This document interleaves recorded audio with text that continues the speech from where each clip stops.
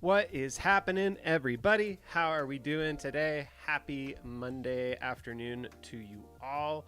Hope everybody had a really great weekend. It is a pleasure to be here with you guys today. Tell me hello. I see some folks hanging out already. Pop in and let me know who's here. I want to say hello to everybody. I hope you guys are doing good today. The markets have gotten Pelosi'd a little bit today, have they not?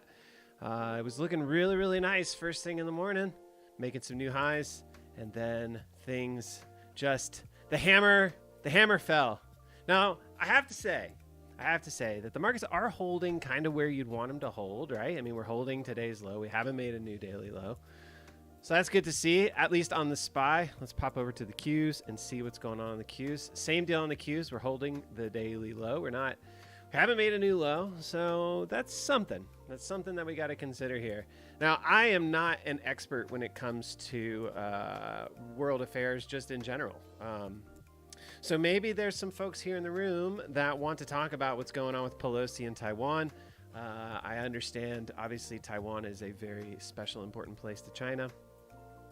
And I understand that this is a very tricky situation that we are in now. Do any of you guys have any insight as to kind of how to be thinking about this, how we should be playing it? I'm kind of curious myself because honestly, I'm not an expert on these things, so I don't know. All I can do is kind of look at price action and what the charts are saying. Now, on the monthly time frame, let's talk about kind of where we ended the week last week. I'm going to remove all this stuff. Now, last week, we got a bullish engulfing, last month on the Qs. We got a bullish engulfing candle on the Qs. We got a bullish engulfing candle on the IWM. We kind of talked about this in the in the weekly update that we send out every week on Friday. Actually, I think we send it out on Sundays, but it goes out on Friday. So we got a bullish engulfing on the IWM monthly. We got a bullish engulfing on the QQQ monthly. However, on the SPY monthly, we failed to make that bullish engulfing. Now, what does that suggest? Not really sure, we don't really know, but it is kind of interesting to see that the SPY did not manage to put in the same type of candle as the other two major indices. Kind of interesting. What are you guys thinking? I see some folks have arrived. Do appreciate you all being here. Thank you so much. Hope you guys are all doing really good today. I am Jason Krutzky. I'm sure there are some of you guys who are probably here. You've been here before and you know who I am and all that sort of stuff. But what we're here to do today. What's up, Juan? Thank you for being here. Appreciate it. What we're here to do is we're here just to talk markets. We're here to answer any TrendSpider related questions that you guys might have. I'm here to take chart requests. If you guys are interested in them, I'm happy to do that. Just here to kind of hang out with you guys for the next couple of hours into the close and just, be here chilling. So, please say hello. Let me know that you're here and let's get to chatting. Cats can't swim. Hello from Indiana. How are you doing today? Thank you so much for being here. Robert Brush, what's happening, man? Hope you're well. Ashok, welcome. Thank you also for being here. Francisco, what's happening, my man? How are we doing? Let's see. Britsu, what's up, dude? How are you? Hope you're well. Let's check out Meta real quick. Haven't looked at Meta in a moment. Let's pop over to the daily here and see kind of what's going on. Yeah, so Meta just chilling still in that same range. Kind of nice move today, though, huh? Taking out yesterday's highs or taking out Friday's highs and Thursday's highs. Could be primed for a move back into, what is this, July 27th land somewhere over here. Now, something to consider with Meta. We've got earnings behind us. Let me go to other data. Earnings were, I don't remember where earnings were. I think that they were pretty abysmal. But tons of reiterations on the buy signal from the the institutional funds and the banks and all of those sorts of things. From all of those guys, we got lots of reiterations on buys. Looks like earnings of $2.46 per share. I mean, I've been talking about Meta for a long time here. We've been talking about those lows, those big old monthly lows. Really kind of what we're wanting to see hold. They're holding it for now. So we're gonna have to wait and see kind of what the game plan is here. But for now, kind of in here, these monthly lows, they are still holding them, or these weekly lows rather, they are still holding them. Break below 153. That's kind of what I'm after on the short side. If I'm gonna go short this name, it's got to be below 153 or so. That's kind of what I'm thinking. On Oxy, we did get a little bit of a sell-off on energy this morning. It's kind of regaining a little bit on the weekly. Let's look and see what's going on here. On the weekly, we have gotten back up and over the anchored VWAP from the highs made in May. If we go down to the daily timing, big, huge weekly candle last week took out all the previous highs of the whole consolidation range through June 13th. Now we're kind of just consolidating within this candle, so we just kind of have to wait and see what we're going to do here. But this is kind of the area that we had marked as it could have been accumulation, it could have been distribution. Looks like it might have been accumulation just by the looks of price action. We were able to get above that anchored VWAP. We've come back, we've tested it, and we've bounced. Now of course, we want to be making new highs here. So I am leaning a little bit more bullish on this thing. What I would be looking for out of it as far as initial targets on the bullish side would be somewhere up in here, kind of in this $68 to $72 range. And whether or not it gets there this week, I don't really know. We've got a lot of, just like every week, right? There's always something new in the news that is affecting markets. And this week's no different. Nancy Pelosi going to Taiwan and stirring up some trouble with going to Taiwan. How do you guys feel about it? What have you guys read about it? I'm kind of curious y'all's thoughts on that whole trip and how it could affect markets here this week.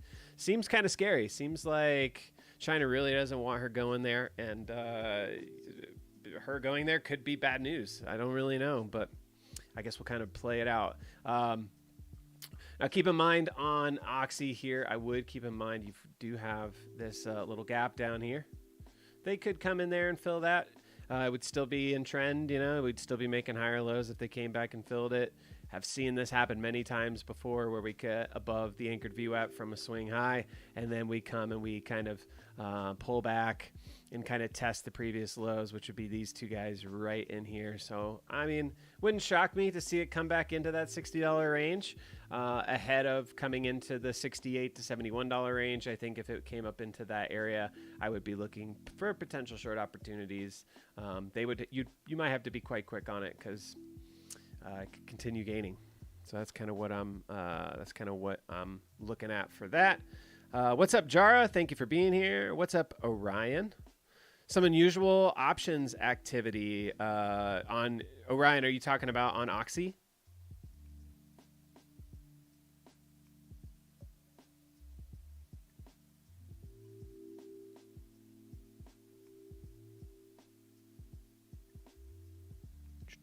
Yeah, Michael, what's happening, man? Thank you for being here. Dawson, thanks for being here.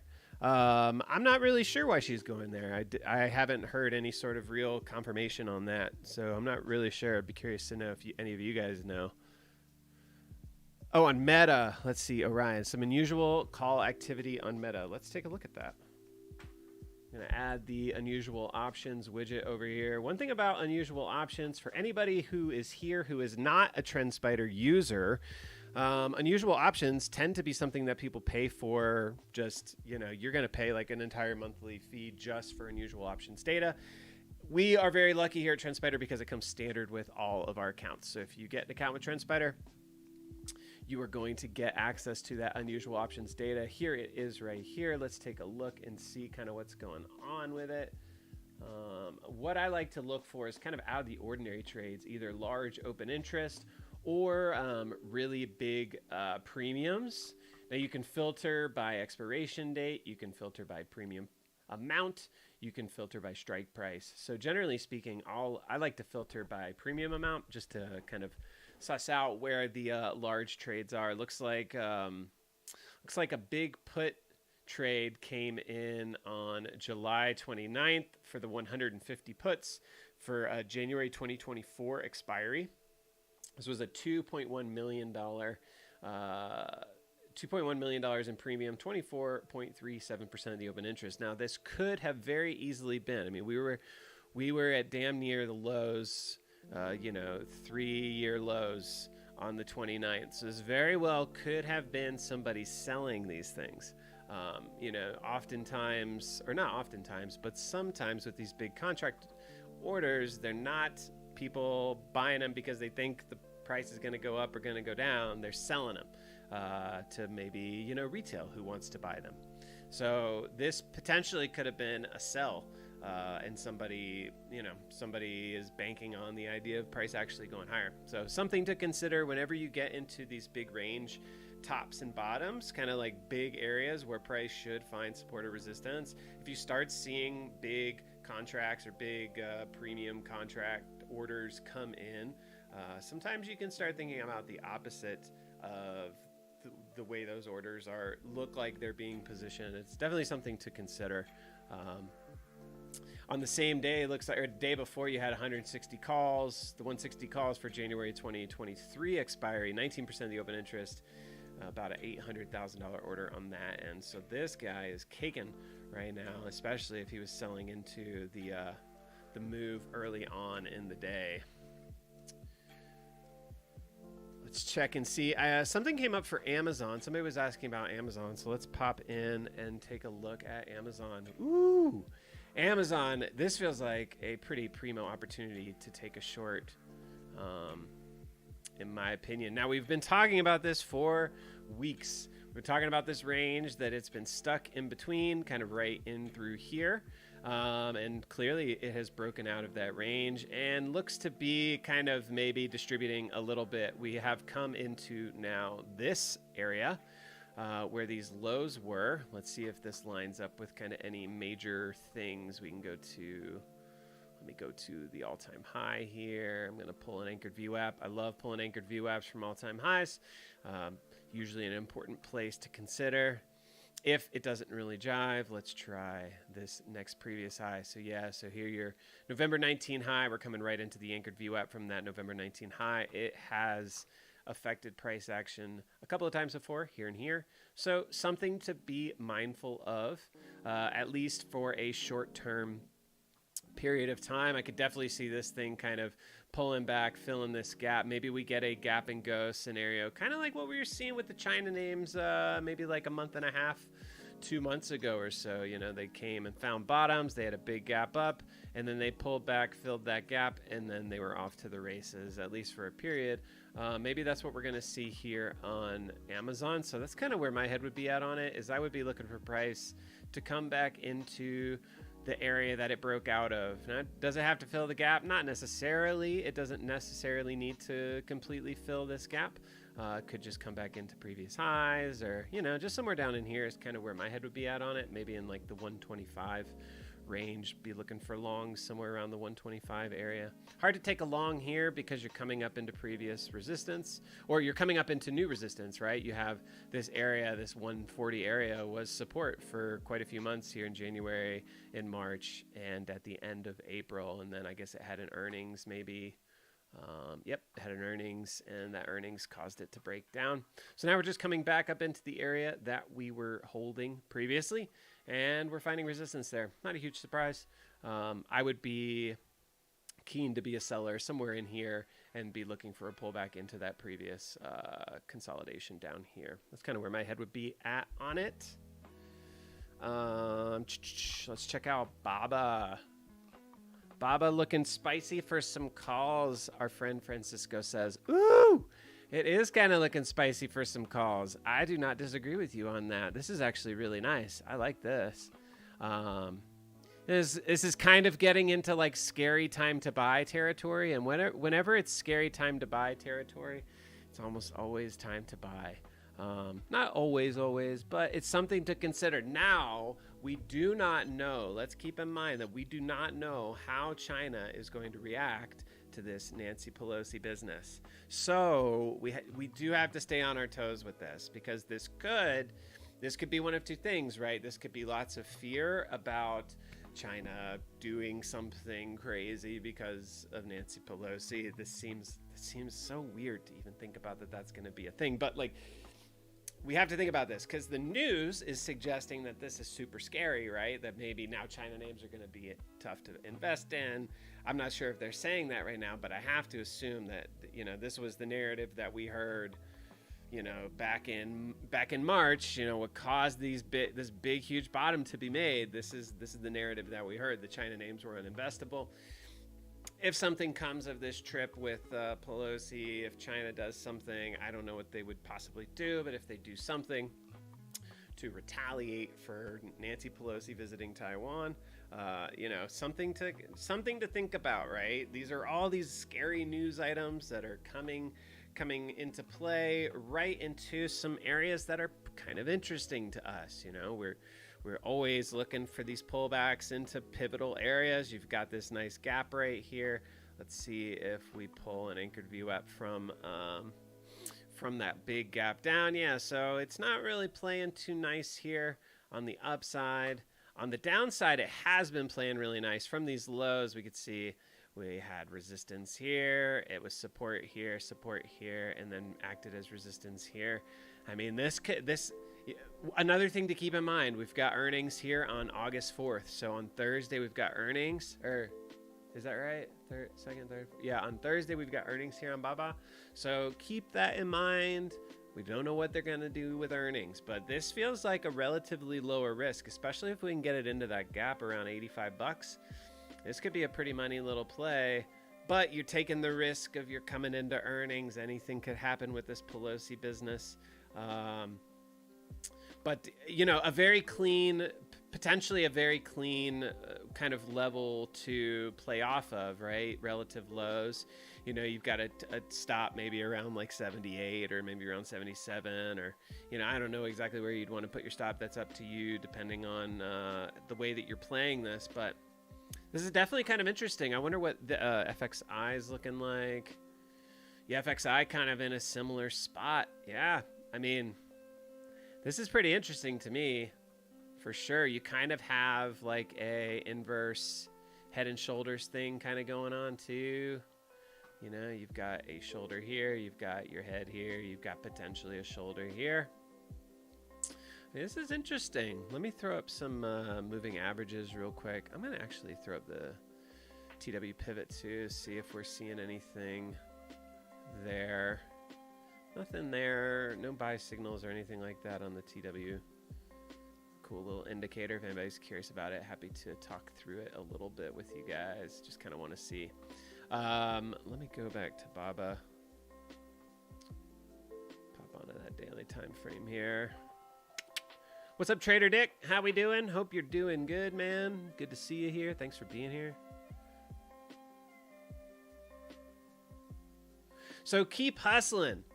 Do I prefer to pay more attention to open interest or volume when choosing contracts? Open interest is interesting to me. You know, I always love to know when some really wild, out of the ordinary trades come in. Sometimes those can be, the premiums on those are not as big.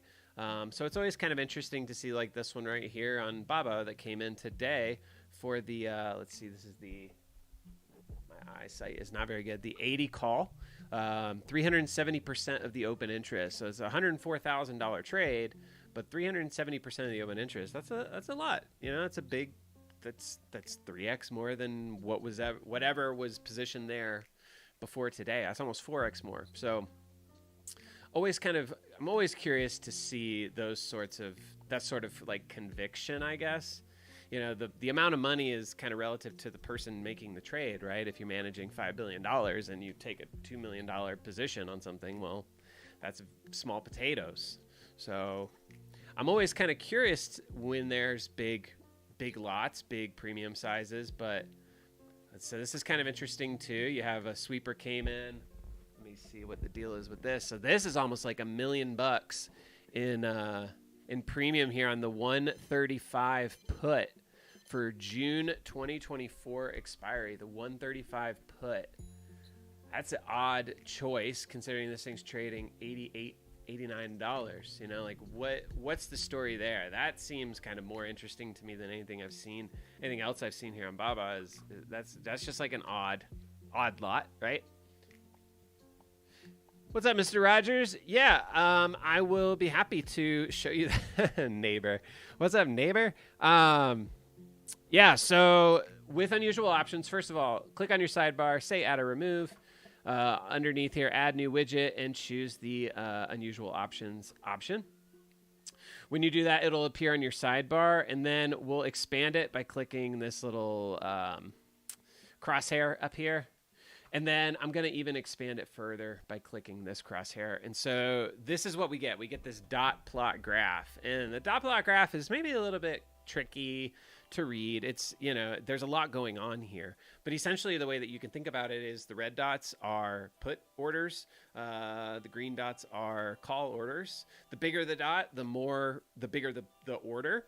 So, and then, you know, you're going to see a lot of overlapping stuff here, different size dots. Some of these dots have like blue outlines. So that's going to be a repeat order of the same, for the same contract, whenever that has a blue outline. And then up here at the top, you've got your expiration date. This is looking out 2 years. You've got your premium and then your strike price. So you can see that there are little slider bars on either side. So I can hone, I can refine. Let's say I just want to look September 22nd through September 2022 through July 2023, excuse me. So you could just filter it like that. You can filter by premium. So I'm just sliding the premium, making it higher and higher. So essentially like whittling out or weeding out smaller size trades. The closer you go to the right-hand side, the bigger the size of the trade. And then strike size or strike price, rather. And again, you can filter it left and right. So you can adjust it however you want. There isn't like a right or a wrong way necessarily to do this. It's all about what makes sense for you. So I see a lot of traders just using the premium and pulling, you know, just large orders. You can hover over the order and see. So like this one.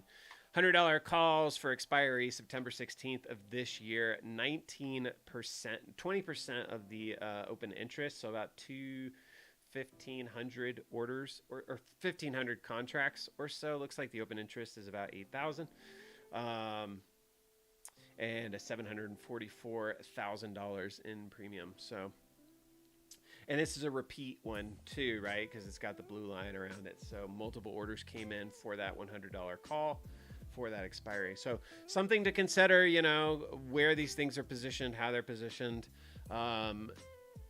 Does that kind of cover it for you? Does that make sense? Let's look at, let's go to Airbnb. Interesting. So like many of the names on SPY, or like just many of the names kind of across the board, coming into kind of this pivotal area here that we kind of lost. So you have this area of consolidation. Oops. Let me do this real quick. Sorry. There we go. So you have this area of consolidation. Essentially, this consolidation turned out to be distribution, right? Because they took it lower.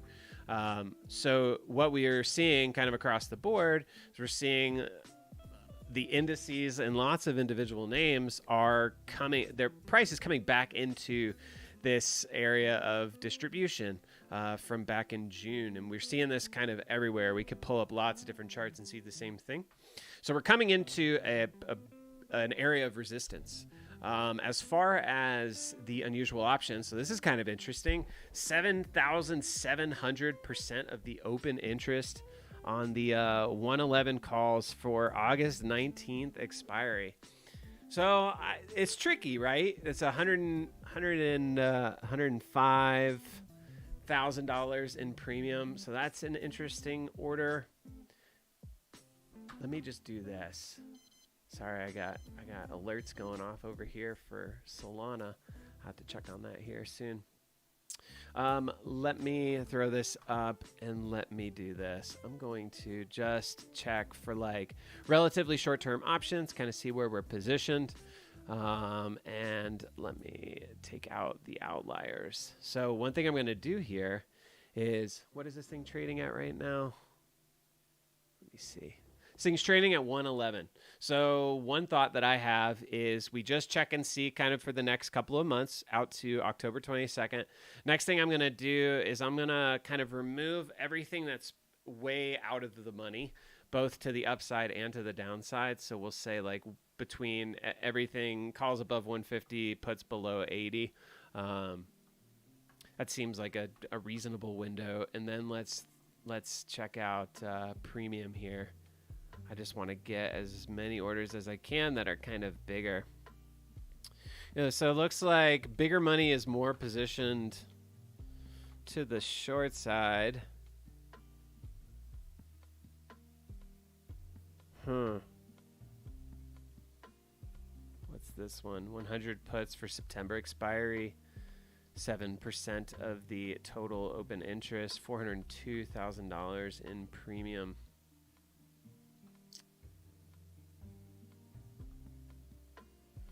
Let me go to the March.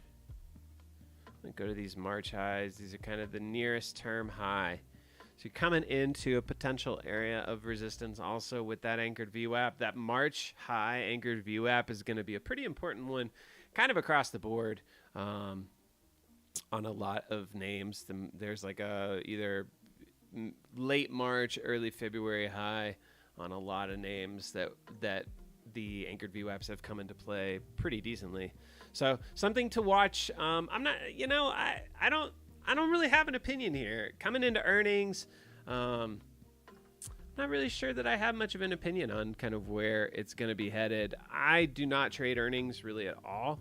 I tend to steer clear of them as much as I can and let the market kind of do its thing. If they're really good, generally what you'll see, if you get a big push, then you just look for a pullback into where it kind of broke out of. So if we do get a big push here on this one, if for some reason it has really good earnings and we are able to make a move out of this previous kind of area of distribution, then I just look for, let it extend, let it do its thing, come back into some other resistance, potentially in here or in here or something, and then let it pull back and then look for an opportunity to buy the pullback. That's kind of where my head would be at on it. I'm not really sure. There's more of like with Airbnb, you kind of have to be thinking about, we're getting into the end of vacation season. I would imagine that this would be one of the better times of the year for Airbnb, right? Because it's vacation getaways. So if their earnings are good, then you kind of got to look at, well, how good are they versus expectation. If they're not good, then that might even suggest more. How much are people traveling? Are people leaving? How has fuel cost changed people's travel plans? How has airline costs changed people's travel plans? I don't know. Long story short, man, the most bullish thing that I see is this trade, this 140 calls. That's the biggest. That's kind of the biggest, most powerful trade, or biggest premium trade there on the big premium side. But this is pretty interesting to me. These 111 calls for August 1st, 7,700% of the open interest. That is an odd number. It actually is a repeat, right? Because there's the second one too. I don't know. We're coming into an area of potential resistance, an area that should kind of price could easily pause here, and we see a bunch of calls. This could be somebody positioning on the opposite side, selling to retail. I don't really know. Hard to say for sure. I'm sorry I can't be more, I can't give you a clear answer on that, but hard to know for sure. I mean, if we look at the monthly, let's actually do that real quick. Yeah, coming off all-time lows. Coming back, this is a big level too. Like you're gonna have definite resistance around 121, just because that's your previous low. Let's do an anchored VWAP from IPOs at 154. So that's a level to keep in mind if you do get a move higher. And that would actually jive pretty decent with some of these relatively near-term lows. Yeah.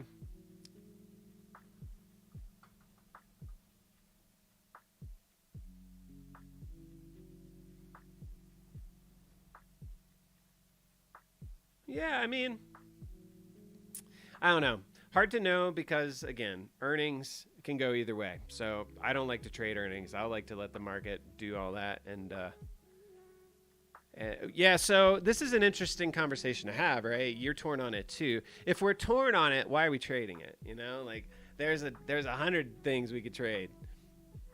Why would we bother trading something that we're torn on? Let's trade things that we're like confident in. That's kind of maybe the ultimate lesson.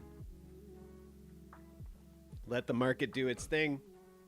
Let price discovery happen. You know, we don't know what it's going to do, so let's not bother with it. There's so much else out there. So many other fish in the sea, as they say.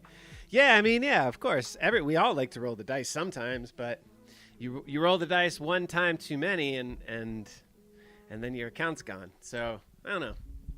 I hear you though. We all have a little bit of a gambler spirit, I think, you know. It's just about trying to take all this data that we have and make the most of it and make the most educated decisions that we can. And in this scenario, it doesn't feel like there's a good educated decision to make coming into earnings. But that's just me. Scanning for new insider purchases. Let's talk about what we can scan for. So I've just turned on my scanner here. We click add parameter here to add a parameter. We click condition, and this is what we get. We've got price conditions, indicator conditions, or candlestick pattern conditions, indicator conditions, earnings dates, earnings values, dividend dates and values, split dates, news content, analyst estimates, and watch lists. So you're asking if we can scan for insider purchases. We cannot scan for insider purchases at this time.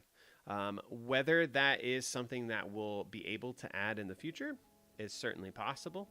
One thing that we could do, though, if we go to news content and we say include an article with all of the keywords, and I say insider, and I say buying, or insider buy, or something like that, right?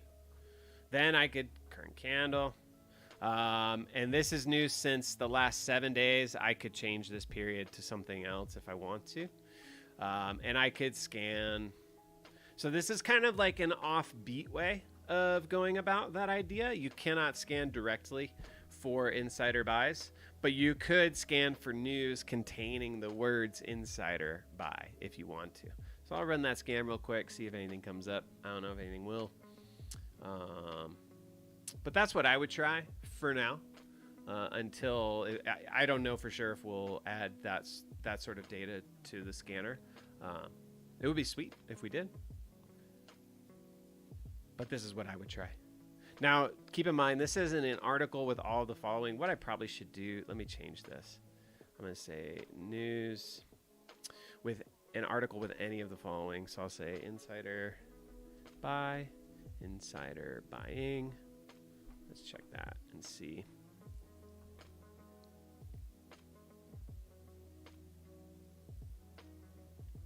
Again, still don't know. Like, nothing may come up. Because just because an insider buys doesn't mean that there's going to be news reporting it. Your best bet on that is as you flip through, because we do have that insider trading widget. So click on your sidebar, say add or remove, add new, and go to insider trading and say done. Let me actually let me remove some stuff here. So let's see if we got anything of interest here on the insider. Yeah, so the last date was July 27th. Nothing came up on that scan. July 27th, I don't know who these guys are. Looks like CTO sold some on the 15th. The difficult thing about insider buying and insider selling, particularly insider selling, is insiders buy for one reason, right? You hear this all the time. If you haven't heard this, this is something to keep in mind. Insiders buy for one reason, because they think the stock is going to go up, right? That's the general idea. Insiders sell for all kinds of reasons. They may want to buy a new house. They may want to buy a new car. They may need to pay alimony. They may, they may have legal stuff that they're paying for. They may be taking their salary, right? We see insiders selling day in and day out. Mark Benioff and the guys from Google and all these people, like we see them selling shares all the time, and it literally means nothing outside of they're just taking their pay. That's it. So something to keep in mind. Insiders selling, they sell for all kinds of reasons. So sometimes insider selling isn't as important as insider buying. Insider buying is a little bit more important. I understand we're looking at for insider buying here, so you've got the same idea in mind.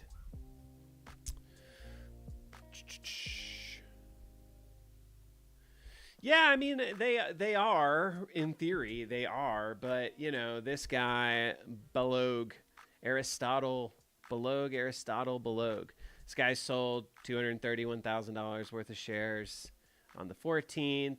He sold $223,000 worth of shares on the 30th.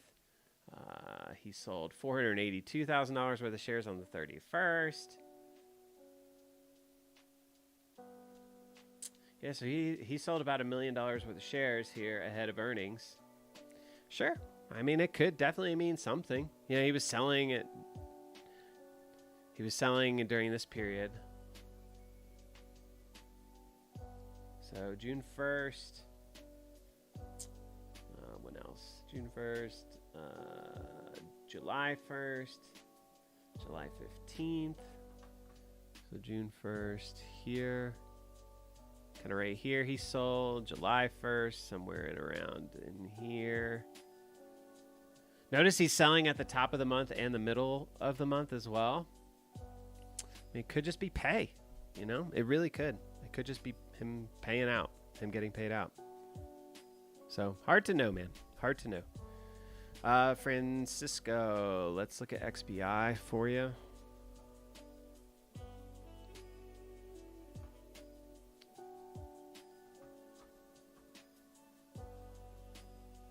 XBI holding a pretty important area to hold. These lows, looks like they just barely made some new lows there. So that's kind of interesting. We probably had a lot of stops that got taken out. You know, people who had stops below this low, they came in, stopped all those folks out and ran it back.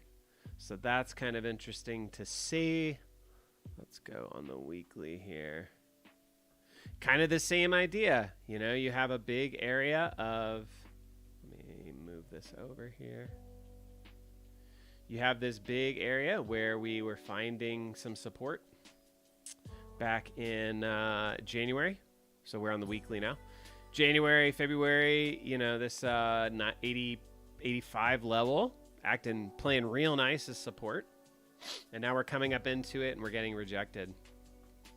So that's interesting. Not a surprise to see some rejections there. That's kind of what you would expect, and now we're flagging out. So then the question is, what does it look like as we're flagging out? So we know that those lows are really important. We don't want to see these lows lost. Volume kind of decreasing on this consolidation out. Let's look and see if there's any major moving averages around. I always like to do this. I don't really use moving averages too much personally, but I know how many traders are paying attention to them, so it's always good to kind of know. So this is, let me actually also kind of change some stuff here. I like to keep these kind of loose. So the 5, the 20, the 100, the 50, the 200. Just to kind of get a short-term and a long-term view. So it looks like we were able to get up and over that 50, and now we're kind of failing below it.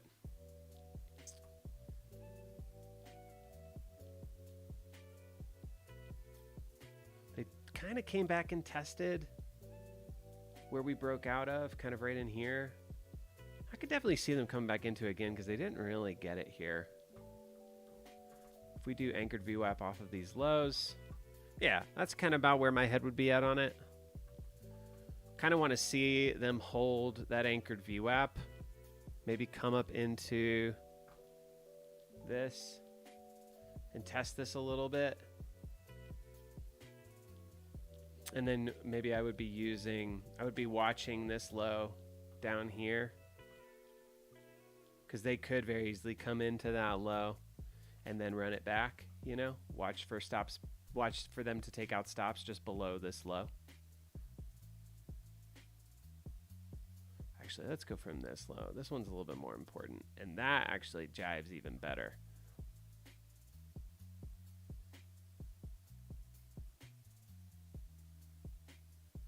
Yeah, so I'm not huge on XBI. I don't really trade. I don't trade biotech. Biotech is, talk about tricky. Biotech is tricky. So I tend to stay away from biotech. Let's go from the, let's see, this is the November high.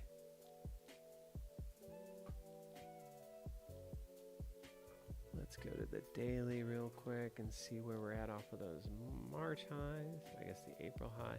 So I've been over that one. Yeah.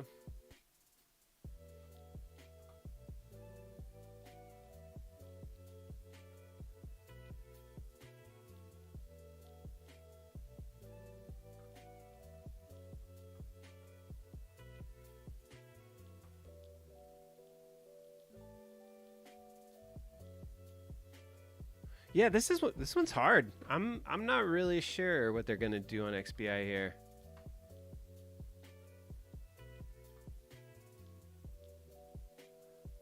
I kind of feel inclined to think that they might take it a little bit lower, but I really don't know. It's really hard to say.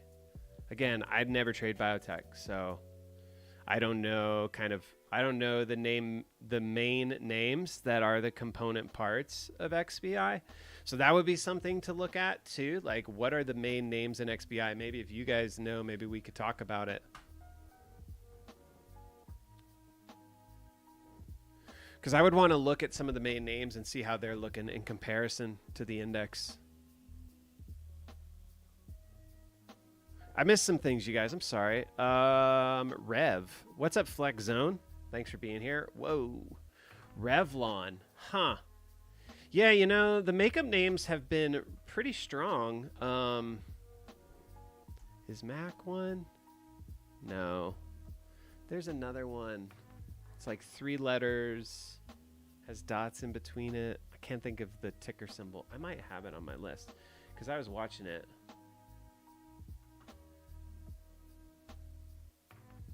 Let me add my watch list real quick and see if it's on there.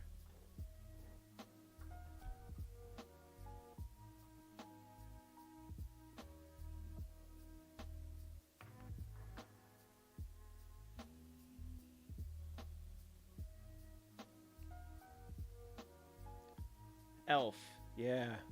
ELF, this is another cosmetic brand that's looking mega strong, almost getting into new all-time highs here.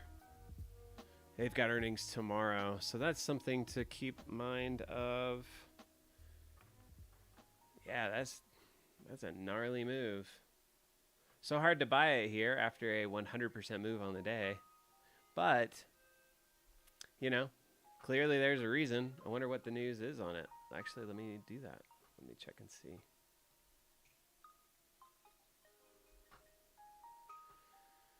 Revlon shares resume trading, move up 88%. Revlon shares halted on circuit breaker. Why though? Do you guys know why this is happening? Top Reddit, short squeeze mentions. That doesn't give me anything.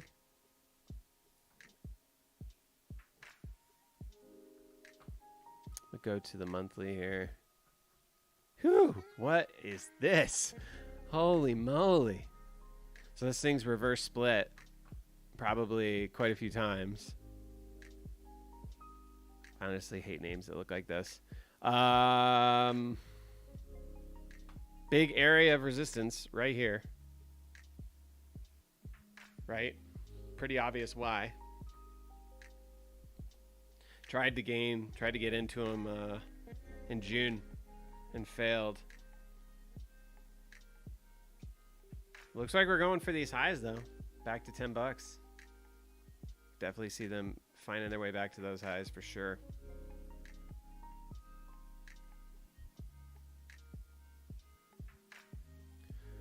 A huge loan. Huh, interesting.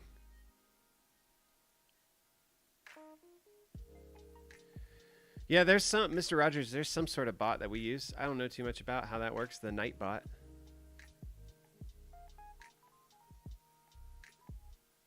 BTU. Hey, James. How's it going, man?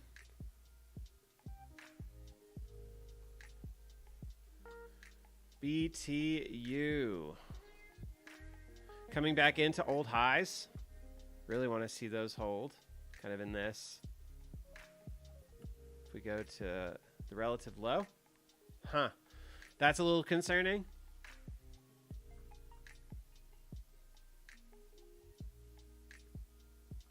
I don't love it. I mean, just kind of like the bare bones basics of what we see. You got your high, you got a lower high, you got a lower high.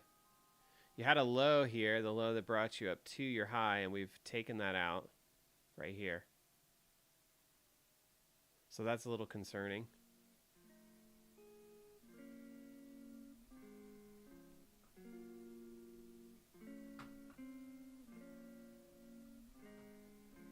Oh, earnings a couple days ago. Looks like the market did not like their earnings, but this actually is kind of interesting. So on the daily, kind of interesting. Coming in, filling the gap. And what's kind of cool about this, actually, is you've got these lows here that we've just taken out. We just took out all of these lows for the past couple of weeks. Pretty much all of July. Last 3 weeks of July, took out all those lows. So this could potentially be like exhaustion risk play. Since we've taken out all those lows, these lows were targets. We took them all out. We could bounce. Kind of filled this gap, almost filled it. Yeah, on the daily it looks interesting. Because you got a nice tight stop kind of in here, right? Around 18.5 bucks. You got a nice stop about a buck lower.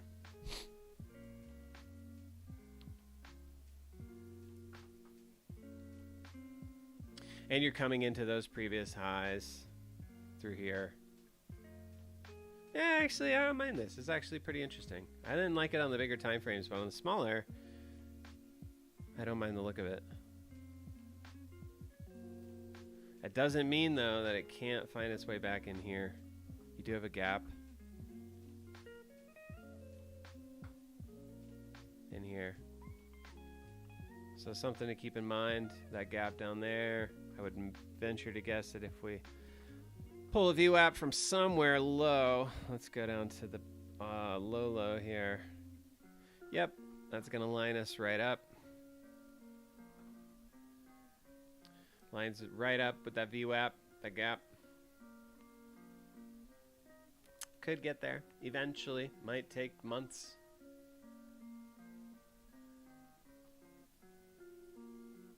What did they do here? Barely made the new high. Barely. Like by a couple of cents. Yeah, I don't know. This feels a little risky, but I would keep stops pretty tight on it personally, knowing full well it really could pull back quite a bit, 20-30% or something from here.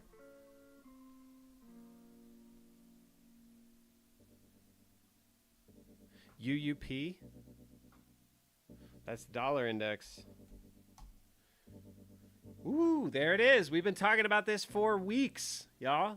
We've been talking about this for weeks, and here we are today. So this is interesting. This is really interesting because this could change. This could be very important. This could change the trajectory of the markets for sure. JC from All Star Chart's been talking about this for a long time, talking about dollar weakness. We see dollar weakness, we see strength in stocks, and that's exactly what we've gotten. Stocks have been strong past couple of weeks, and why is that? That is maybe not completely because of, but a good bit because of the dollar. We saw the dollar peak in July 14th, 2 weeks ago. Since that time, let's look at the Qs. July 14th, since July 14th. QQQ, since July 14th. What do we have? We have a move of almost 14%. SPY since July 14th. What's our move? 11.5%. IWM since July 14th. You got a 13% move. And now, is the dollar going to find some support here where it broke out? This might be very interesting. Coincides with Pelosi's visit to Taiwan tomorrow, if that happens.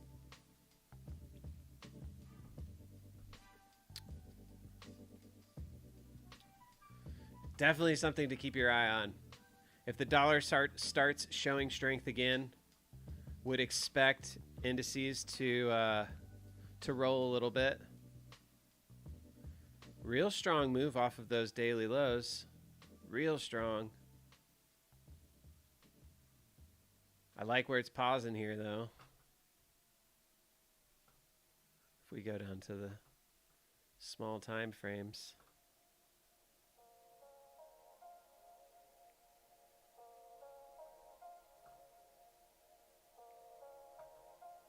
They held the daily low really, really nice.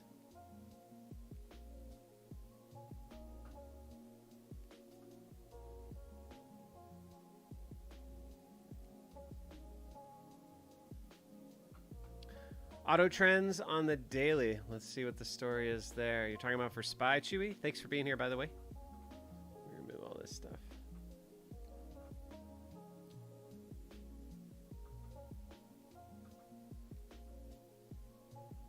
I'm sure that what most people have their eye on is that big red guy right there.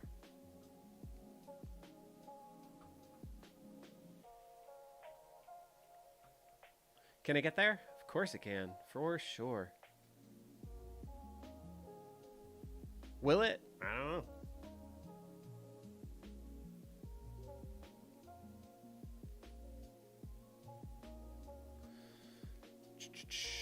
Let's check and see what's up with Neo. Neo probably... Huh. Yeah, we talked about this with Jake on the live charting show last week. Nice move for Neo today. At least initial move. Anchored VWAP off the lows, came right into him and held. And now we're finding some resistance. Anchored VWAP off the near-term high.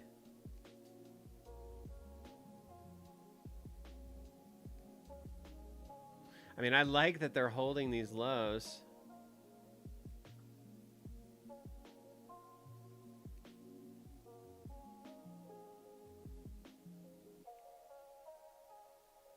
It's got earnings on the 15th.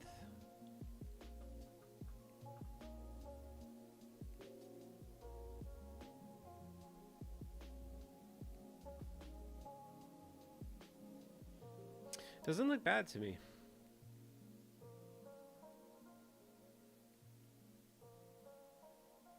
If you're going to trade it, just keep in mind you've got earnings and you've got a potential storm brewing with China names in general. We just do not know what... Maybe all of this talk with Nancy Pelosi going to Taiwan is like a nothing burger. It certainly could be. It could just be the, you know, the story of the day. But if there's something more there, it's good to be mindful of. And good to consider if you're trading Chinese names. They look... We've looked at a couple of them now, and they don't look bad. They're kind of coming into nice areas, but lots of volume today. Kind of out of the ordinary volume on Neo. I know it had some news early in the morning.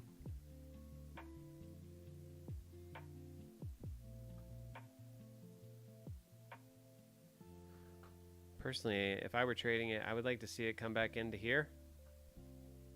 Somewhere around in there. 19.5 bucks. And maybe look for a trade off of those previous highs. So it hasn't really come back into them yet. Could definitely see it doing that.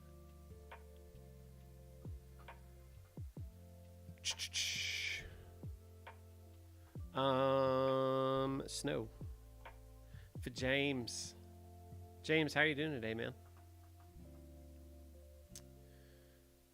Yeah, so this is what we had in mind on Snow. Let me go to, let's see, the April 4th lows, see where we're at. Yeah, right into that anchored view up there from the April 4th high. Actually, let's anchor from here.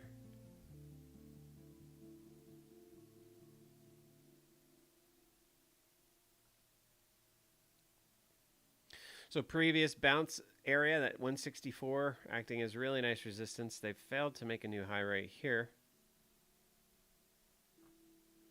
Right?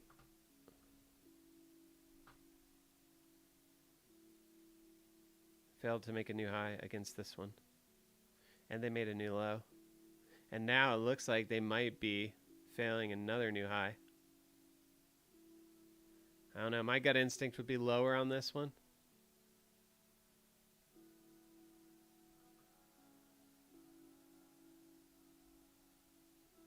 But, you know, who knows? August 24th. I don't know too much about Snowflake. Big data, right?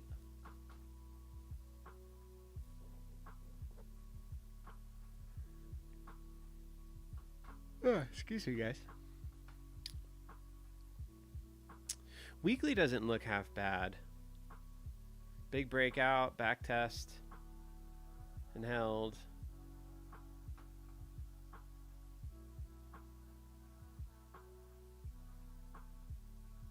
I like how they took out these lows though. That's kind of good.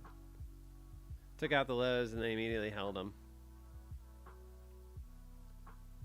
So if you're long, or if you're thinking about being long, you just got to start gaining some new highs.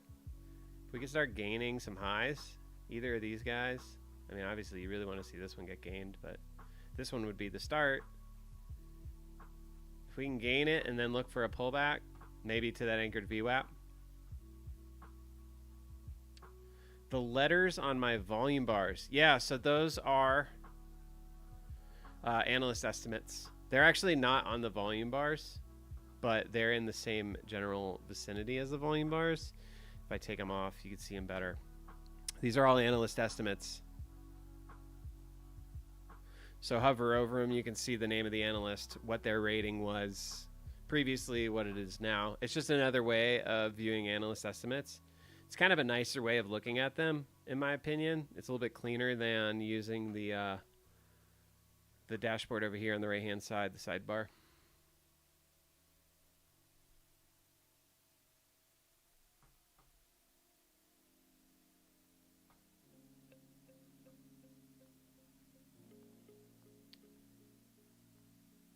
Came right into where they lost to James. Kind of right here. You have your low that took you up to the near-term high, the swing high. They failed it. They came back and tested it and failed it. So something to keep in mind.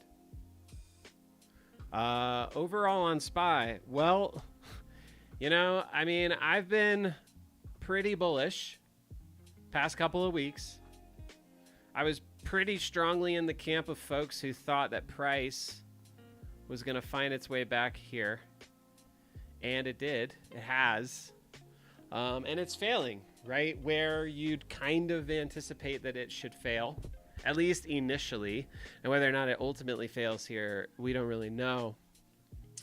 But we've done a lot of things that are really nice so far with the price action, right? Like, I'm a price action guy.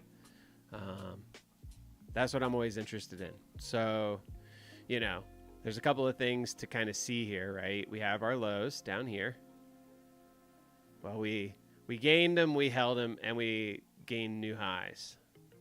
So then once you get above these highs, we back tested and held. Really nice. So kind of the next area that I'm looking for on SPY is here.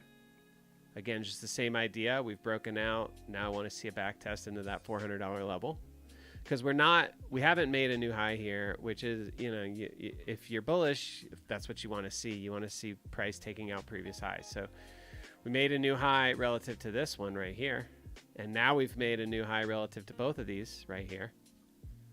I could see it coming back in and trying to push for another high. This Nancy Pelosi news, though, I don't know. I don't know what to think about it. It could just be fear-mongering, you know, trying to push prices a little bit lower.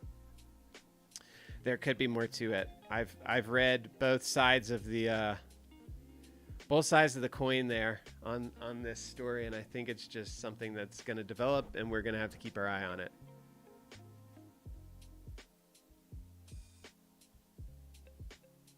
So, you know, initially I was kind of thinking that price would cool off into this area, and that's what it's done. I mean, we just went over it, right? We're talking near-term lows to high. You're talking about 11.5% move in 12 days, 12 trading days. It's a pretty big move. Could definitely see it consolidate a little bit. You've got your downward trend line. I don't really use these too much, but I know a lot of traders do. So this is an area that we're going to be watching. Kind of in the, you know, somewhere the 450, or rather, I'm sorry, the 429, kind of around in here is where I'd be looking. 429 to like 435 would be my, not like max upside targets, but longer term, I'm not completely sure we're out of the woods. So on the shorter term, you know, pending no craziness and the market doesn't get all rattled and we're just able to melt a little bit higher here. The bias, I think, is still to the downside. Most people's bias is still to the downside, and I think that if most people are biased to the downside, that they don't think that the bottom's in, I think we could still run higher. Whether or not we'll do that off this move, I don't know. We got to keep a close eye on what's going on in Taiwan, I think. Because whether or not we like it, like that's the news of the day. It could be the news of the week. She's supposed to be there tomorrow.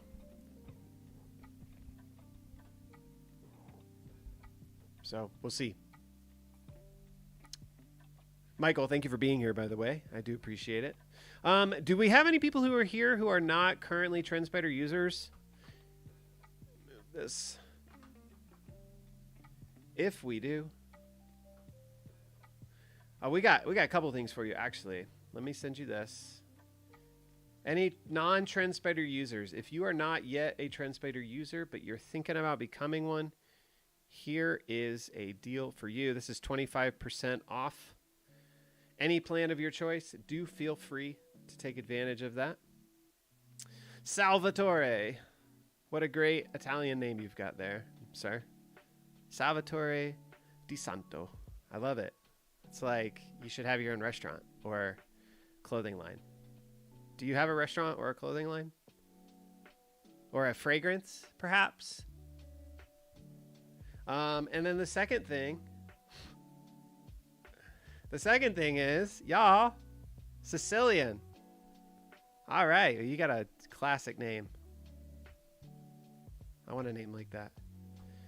The second thing is, we got a Discord, y'all. Can you believe it? Folks been asking us, customers been asking us for a Discord for like 2 years. But we got one now. So join the Discord. Come hang out in the Discord with us. It's not bare bones right now, but there are not a ton of people there. You day trader. Yeah, exactly. I love it. It's just called FOMO. That's the name of the fragrance. The name of the fragrance is, one of them is FOMO and one of them is Buy the Dip. Yeah, so the, no, TrendSpider users only. There are areas of the Discord that are TrendSpider users only, but it is not TrendSpider users only. So if you're not a TrendSpider user, you can still join. You just can't access the users only areas. But this is going to be a fun place because, like I said, people have been asking for this for some time. We have, I don't know why it's taken us so long to do it, but here we are. We've done it.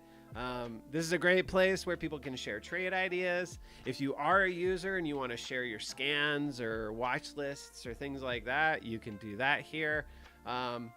the whole idea is just building community, right? So if you're a user, meeting other people who are users, and you guys can talk shop. I'm going to be in there as much as I can be. We're going to try and find some fun things to do with the Discord and this live stream. I don't know exactly how that's going to go down, but we're going to figure something out.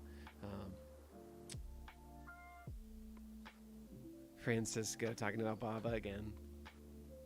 Like I said, man, I don't think it's a bad trade. I think it's an interesting trade. I do.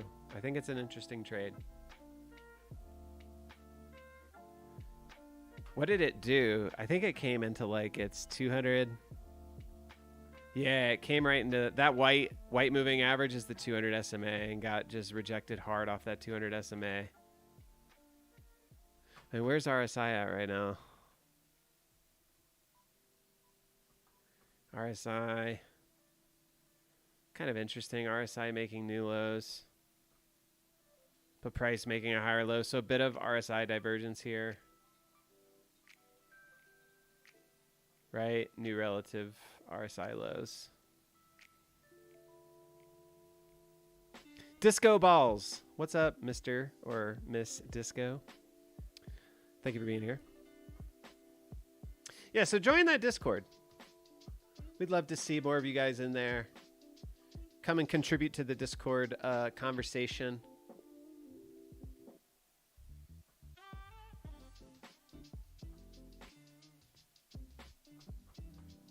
Just looking at some things real quick, y'all.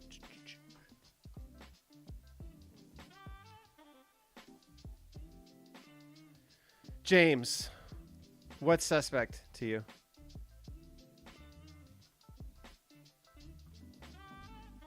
How are the indices looking right now? Ooh, I got too much stuff on my chart.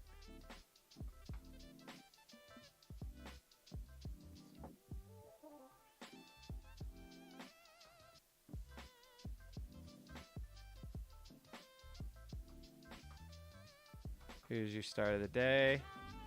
You know me, love anchoring a VWAP from the start of the day. Always want to know where VWAP is. Look at how nice the VWAP has played today. I mean, clean. Nice support here. Nice support here and here. And then we broke down. Perfect resistance. Perfect resistance. Clean. Very impressive. This is one I'll be watching. Got some untested stuff down here. 304.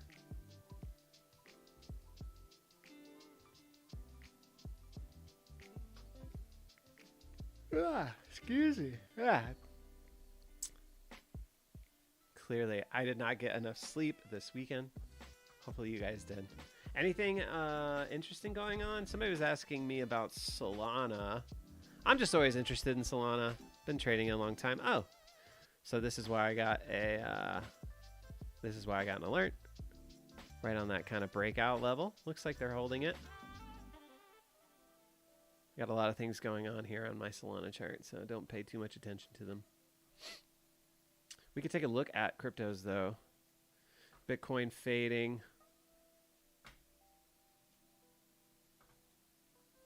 What did they do on Bitcoin?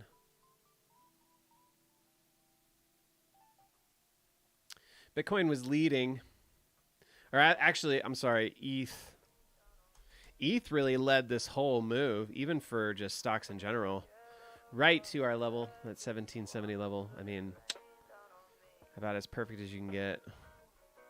Doesn't happen like that very often.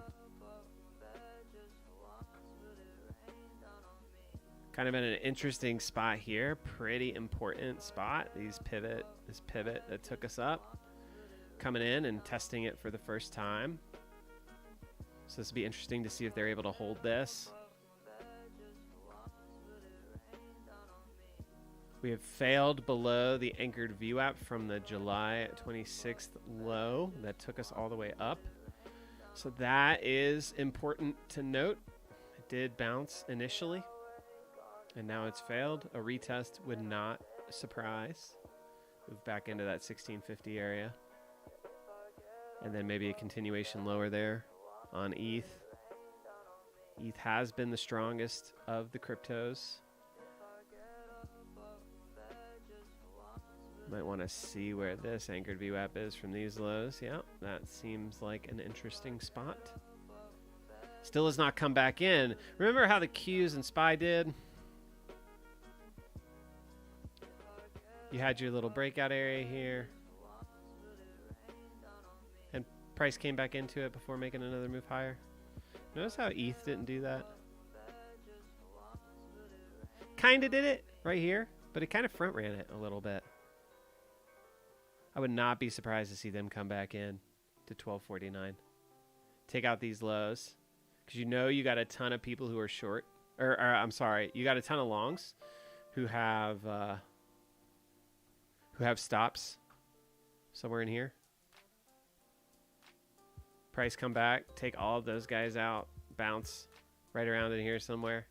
1250. Big buy spot, in my opinion. Also, look at the negative divergence on your RSI here.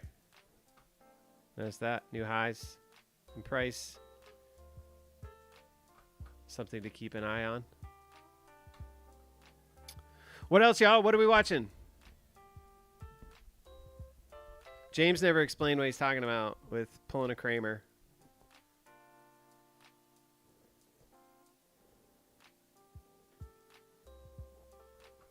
TLT.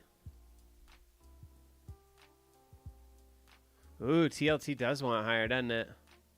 Making new highs against the June, what is this? May 25th high. That's interesting. TLT does want higher. If we go to a weekly. So then your next target, somewhere in here.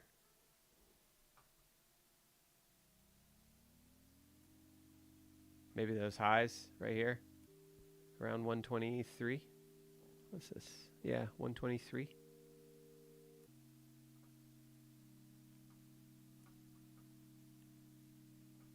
On TLT, let's see what this anchored VWAP looks like. Yeah, so this kind of aligns. You kind of got this area here. That's interesting. Haven't really come back and tested. We did sort of here, but then you really got this. 128. That'd be an interesting level. At some point, could be a powerful level at some point. Watching Bitcoin since it has been risk on off indicator. Yep, 0.9% correlation with the NASDAQ. Let's look at VIX.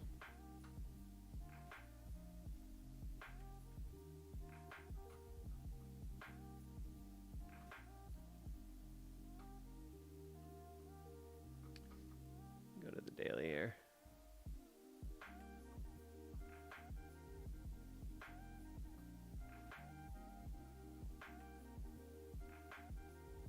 Yeah, I mean, a nice little retest of the breakout spot, or of kind of the trend start, maybe.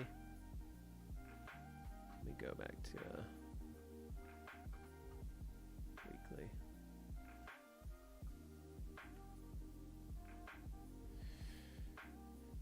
Yeah, so this is kind of interesting. You got your lows, kind of were in here in November 2021. I guess actually this is really your low, kind of in here.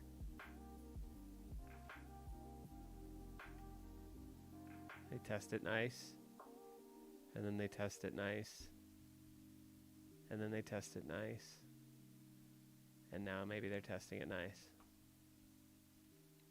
If this Pelosi thing blows up and becomes a big issue, this might be a decent reason for VIX to get moving.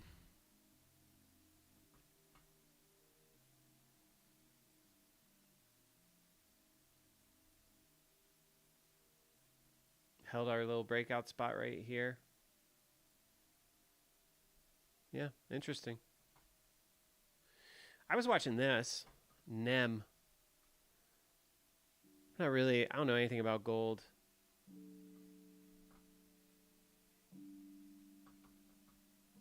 But I thought this was a pretty interesting looking chart.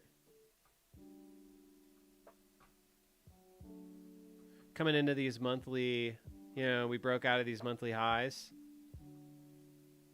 We made some, like, maybe all-time highs, almost all-time highs. Yeah, they made an all-time high and immediately rejected it and took it all the way down, took out all these stops in here. And now we're coming back to, you know, one of the previous highs that we hadn't really come back and tested. And then off of the anchored VWAP off the lows, the August 2015 low, we're back into that. Seems like an interesting spot, in my opinion. Again, I don't know anything about gold. I don't know how it trades, but I was just kind of perusing through charts and found this one. Thought it was kind of interesting.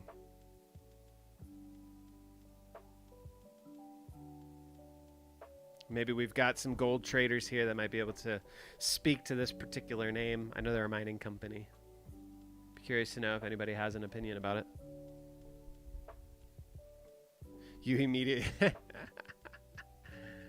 It's a one-way ticket to adulthood. Buy gold and silver, store it in your attic. No, the better way is I think you're supposed to bury it. Bury it next to your favorite tree in your backyard. I think you're supposed to bury it. I don't think it's a proper gold purchase unless you bury it. I guess we could look at GLD and kind of see what's going on with GLD, couldn't we? Ooh, just barely held those lows. Interesting. Did not make a new high. That's concerning. Yeah, you're going to have to move it. You're going to want to put it underneath. You take 3 full steps from your favorite tree and use the direction of the sunrise. In the direction of the sunrise, I believe, is where you're supposed to store your gold.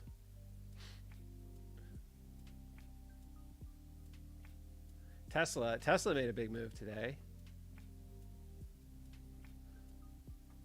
into 925. Dang.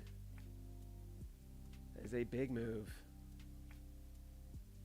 Right into these previous highs.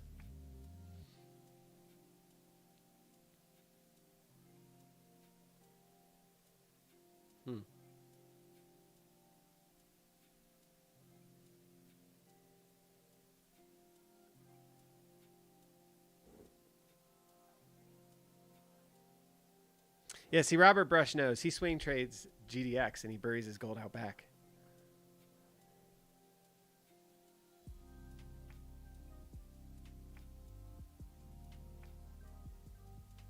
There's a lot of older generations wanting us young bucks to buy their gold and silver that they hoarded for 40 years at higher prices. Every single gold and silver YouTuber is some 75-year-old guy. I mean, that's pretty funny. You have to admit that's pretty funny. Gotta water your gold. Yeah, I mean, trader. Come on, Trader Dick. We know this. What are you doing if you're not watering your gold? Dustin, what's up, man? Let's see MP.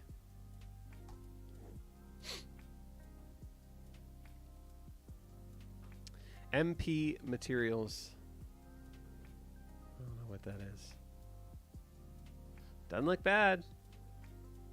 Doesn't look great. Monthly, they held this swing low.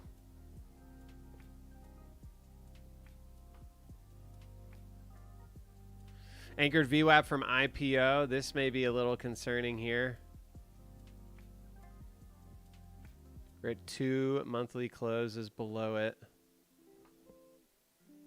So it might be a spot to keep in the back of your mind.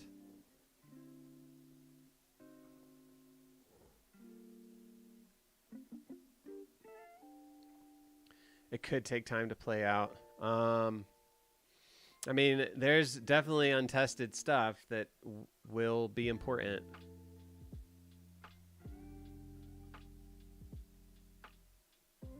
Kind of in here.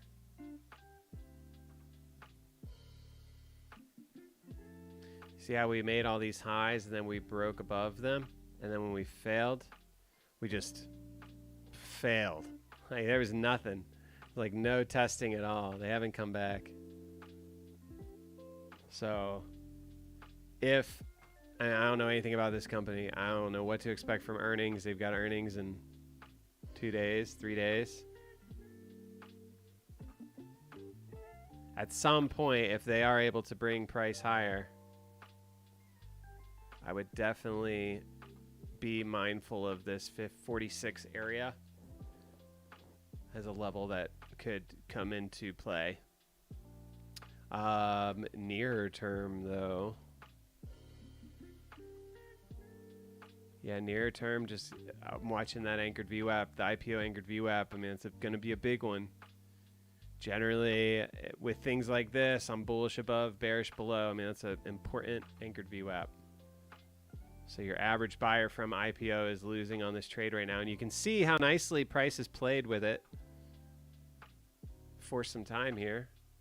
All through here, it's acting as support. Here, it's support. Here, it's support. And then we kind of see a change of trend a little bit. It breaks down, breaks above, breaks down, lower. So this thing could be setting up for another leg down. Lower highs, lower lows.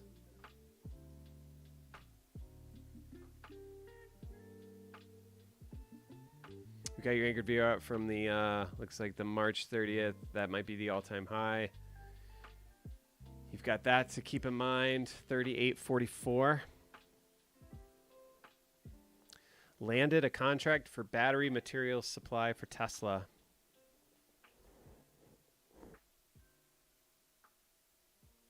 I mean, yeah, that sounds bullish, but you know, is it going to move with Tesla? It doesn't really look like it's moving with Tesla. I don't know. This is suspect. This would concern me. I would want to see price above it. So what I would wait for personally is, you know, you've got this high here. If we can get a move above it. Where are we going? Where am I doing? There we go. If we can get a move above this high. Maybe even test some of this stuff up here. And then a pullback. And then I would maybe look for an opportunity. You know, if earnings come out to be good, maybe it makes it gets a push and then pulls back. I'm a pullback buyer, man. Uber. Take a look at Uber. Huh. Uber earnings tomorrow.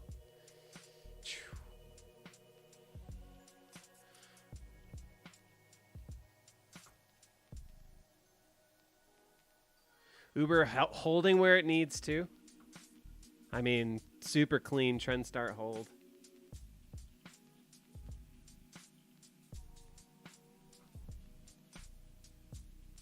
I'm not going to get into the specifics of things with price action trading, but if you're curious what a trend start is, it's this beginning of the move that brings you up.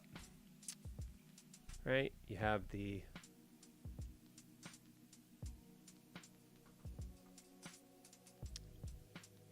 right here. Ultimately, this took you all the way up to the highs, all-time highs. Price makes an all-time high, comes back, tests where it came from. Really nicely. So I like this off that level. Below 21, I would not touch it.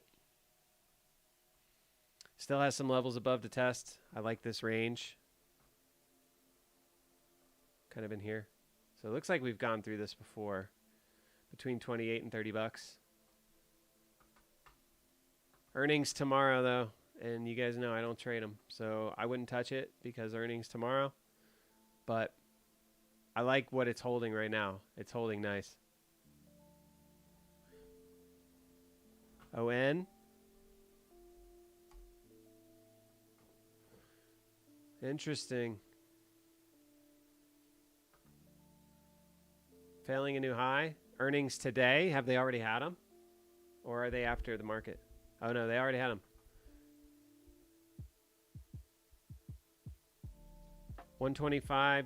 to 137 versus 121 estimate. Sales of 2.07 billion to 2.17 billion versus 2.02 billion estimate. So beat.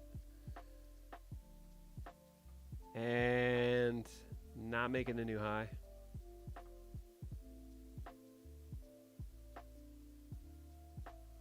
So this is, man, market makers are so cruel. Look at what they did. They come in, they fill the gap, and then they just take everybody out.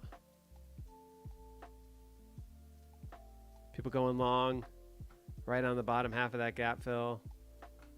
They just take everybody out and reverse it back.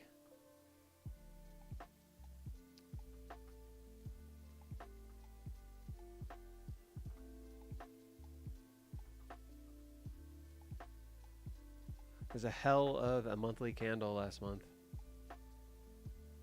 It is not a weak looking candle. But I don't like that they're not making a new high. They need to make a new high.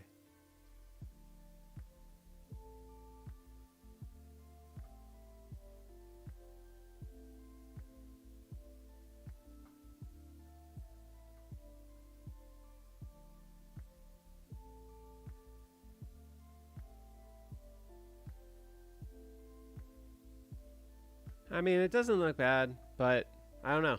I'm not really sure. This one's kind of a weird one too.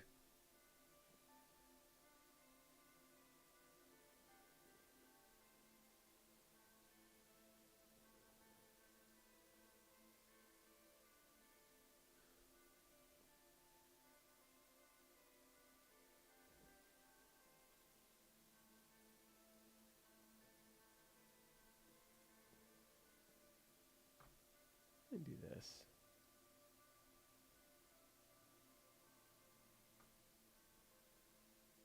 I'm anchoring from here because a big gap up.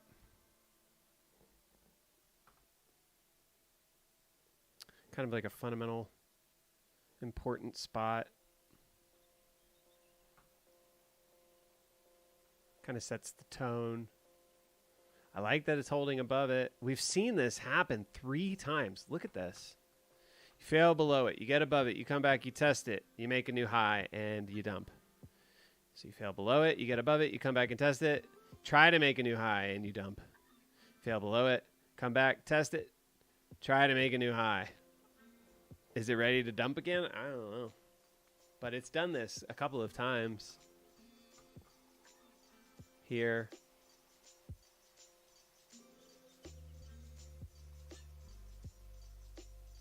Here and here.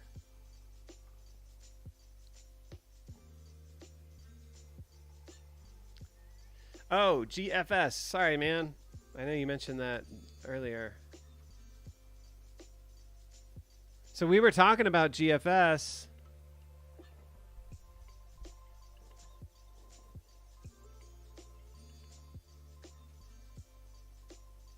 We were talking about GFS last week, right? And it kind of came right into that spot. It came right into the anchored view app from the IPO. Looks like it's failing into that. And come right into kind of this distribution. We drew a line here. It's at 56 to 58. I believe we talked about it. Anticipating that it was going to fail around there. HKD, is this the one that's like $600? Oh my God. This is going to be the most excellent short. If you can find shares to short on this name, this is going to be the most excellent short ever. I don't know when, but it's going to be insane. Now we talked about this, James. We talked about this last week when it was trading at $250 and it was looking like it was setting up.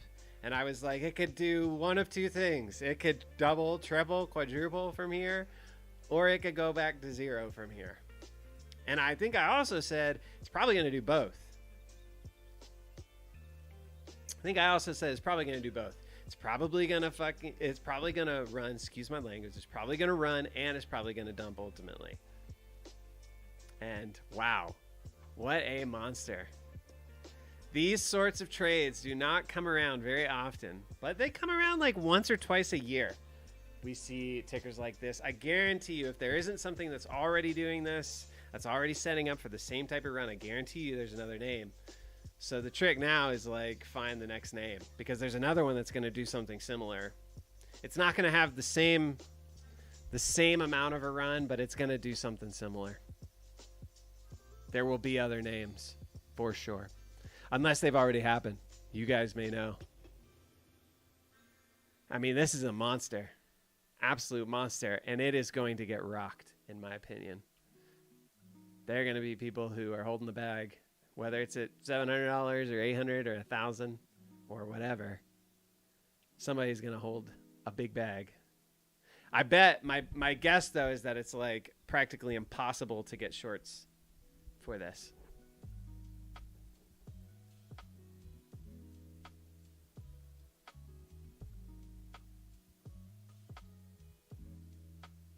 I mean, it's a monster chart. It's clean as can be.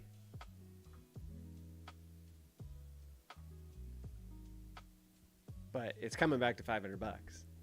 Like, it's gonna happen. It's gonna lose 25% quick. It could happen in the next 20 minutes. Well, okay, so the market's closed. Actually, now's a good time, right? Now that the market's closed would be a decent time for them to sell it off and really trap folks who can't get out.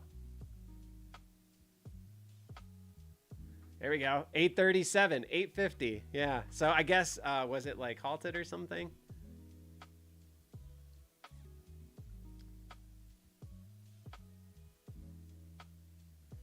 Crazy. Absolutely crazy. Well, I'm sure there's some people. There was somebody in here last week who had friends that were buying this at $50. So hopefully they still have it, because that would be killer. I've never been lucky enough to get into a trade like this. Yeah, I mean, this is musical chairs. At this point, this is musical chairs. Sure, it could keep running. It could double again. But at some point, this thing is going to crash. And it's going to be ugly. But it sounds like most of y'all that are in here have seen this song and dance before and know how it ends. Man, I would love to get some shorts on this. That would be incredible. $900. Yeah, so after hours, they're just running it. Can go either way, right?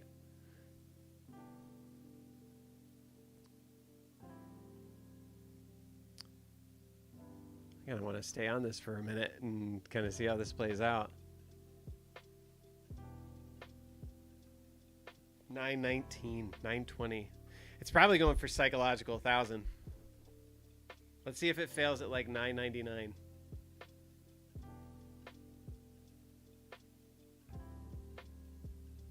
Or 989 or something, or 969.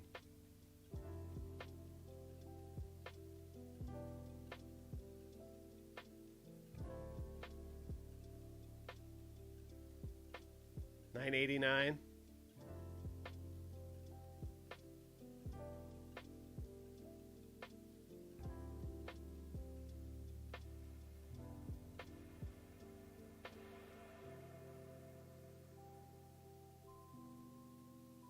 Can you imagine all of the like Robinhood traders who are in this who can't sell right now? People who don't have access to after hours.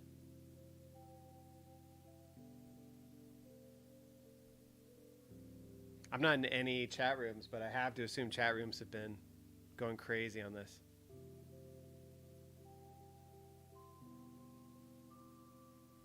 Let's see what volume's doing.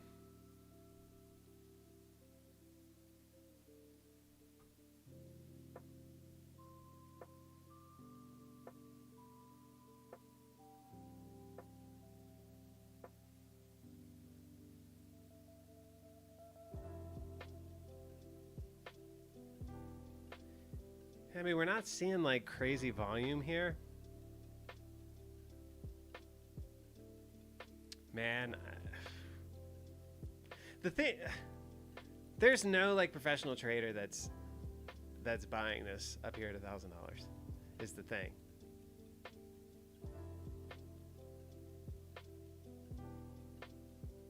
This is all retail. Anybody willing to buy this here? Has to be, right? Am I wrong in that thinking? Do you guys think that too?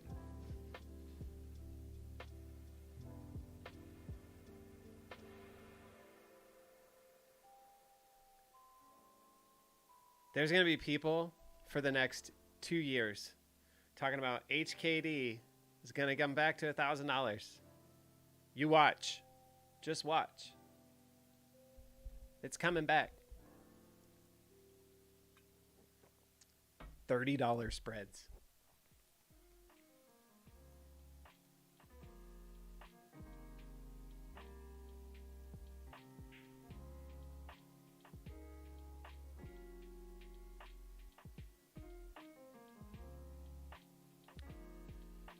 A couple of years ago, seeing something like this would have like made me throw up in my mouth, and now I don't even like feel anything. I feel like that's a sign. It's a good sign. Yeah, so it looks like they tagged $9.99. We'll see if that's it. I mean, it may not. Like, sure, it could keep going.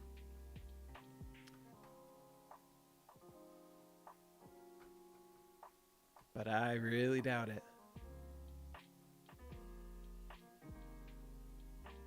What's up, Xander? 407 on SPY? I don't know, man. 407, that's a pretty big drawdown. Well, I guess it's not that big.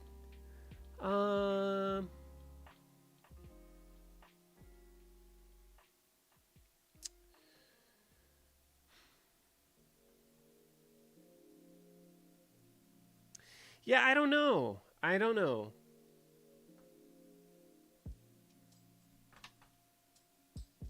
You're talking about the 30-minute here. I don't really use the 30-minute chart too much.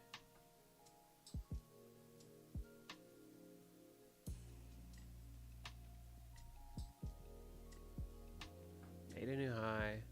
Held a higher low. I don't know, man. I don't know. Kind of what you're looking at, I think. I think we broke out here and haven't really come back in. A little gap to fill. Yeah, Xander, we were kind of loosely discussing that earlier. I don't know. Like, is it a thing just to freak people out? Just another fear-mongering sort of thing? Or is there more to it? I don't like to make predictions like we're going to see 407 tomorrow. It's just a tough one for me. I don't know. Loosely, kind of where my head was at, and we've been talking about this for weeks. You know, this area here of distribution, we've been talking about price coming back into it. Well, we're there. And we expect price to get stuck here. And then we look at what it's done, and what it's done is, you know, it's held, right? When we break higher, we usually come back and test where we broke, about here. So, you know, a first thought for me is $3.99, somewhere thereabouts. But I don't like to assume when it's going to get there, because just as easily as we could be there tomorrow, we could continue to extend for the next 2 weeks, right? So hard to say for sure. Anchored VWAP from the March, pivotal March highs. We're up and over it. First time, 2 closes up and over. And we went 2 up today. So maybe we get like a little 2 down tomorrow.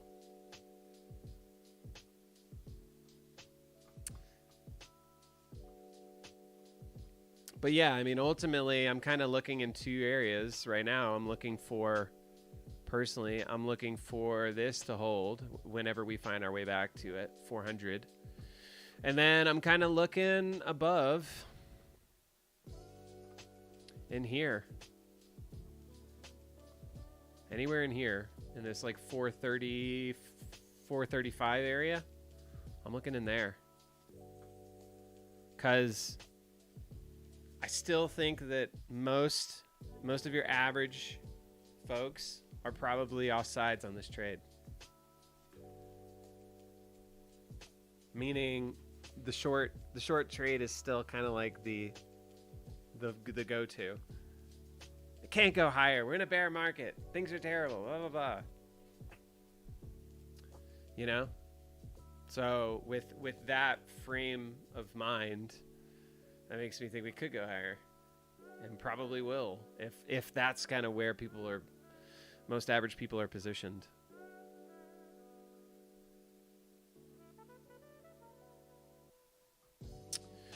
Chewy, you're saying the Qs are at resistance. I mean, the Qs are definitely further along than SPY. So yeah, so Qs are definitely at a spot where they could pause. They're at exhaustion risk, right? Because they took out these highs. So they made a new high against, 3 months of highs. But again, Qs are same kind of thing as SPY. When we break, we test, we hold. Break, test, hold. So maybe we're looking for somewhere in here, 307.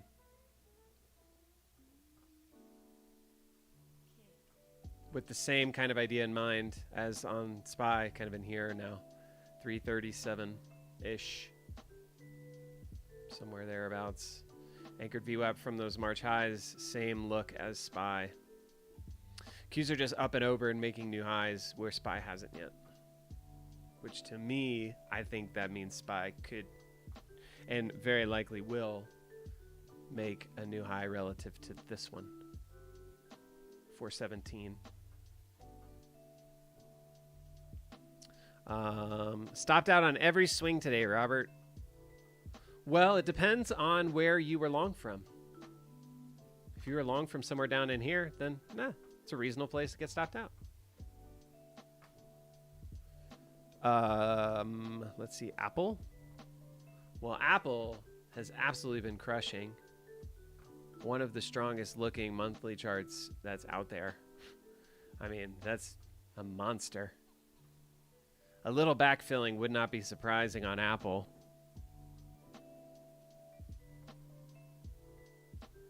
And maybe it can, while it backfills, maybe money rotates into some other tech that's not nearly as strong.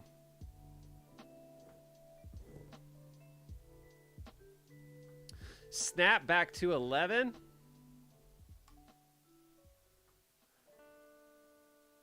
I don't know. I think it's got to go to 650 first. Man, this is an ugly one, dude.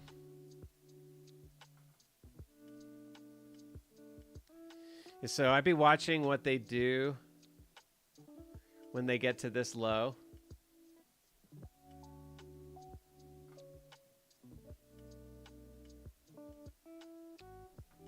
And what I would kind of anticipate that they'll do whenever it gets there is they'll probably bring price just below it.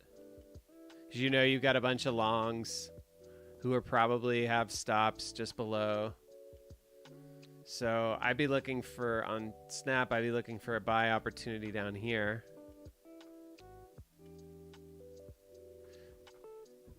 Somewhere. Maybe you wait for them to reclaim it, let them take it out and then reclaim it, and then you buy on the pullback on the reclaim. And then maybe. The thing about Snap, though, is like TikTok's taken over. Everyone's on TikTok now, which is kind of scary because again, China owned. Got to give them a lot of your personal information. Seems kind of weird. So when it gets back to 11, I have no idea. If it gets back to 11, I have no idea. But I mean, they've already taken it They've all, I mean, maybe they hold it here, but I don't know. I would say if they don't, then they're probably going to 779. They're probably going to go and take out these lows. And then maybe you have a shot of it moving. But it just depends on, like, you know, how long does it take to get there, right? Like, does it just do like this for months? And then fail? Because that would be a different scenario, kind of a whole different thing than if they just take it there and then bounce it back.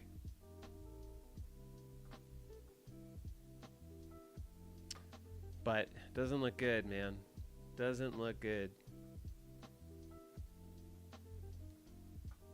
Yeah, so fair value gap indicator, very interesting indicator for a guy like myself. There are people on both sides of the line when it comes to fair value gap. I know some price action traders like hate the idea, and some absolutely love it. I know that the strat folks really love it. I think it's really interesting, and I think it makes a lot of sense. But, you know, I think anybody's open to any opinions that they can have about it. If you're curious about fair value gap, happy to kind of discuss it more at length if you guys would like.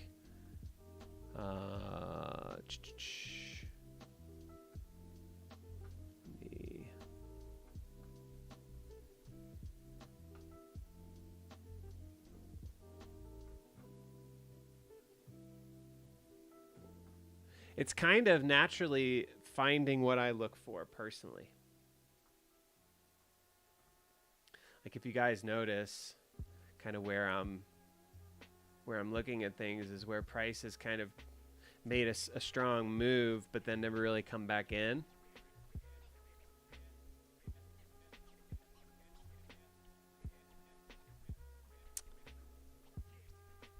So snaps demarc sequential.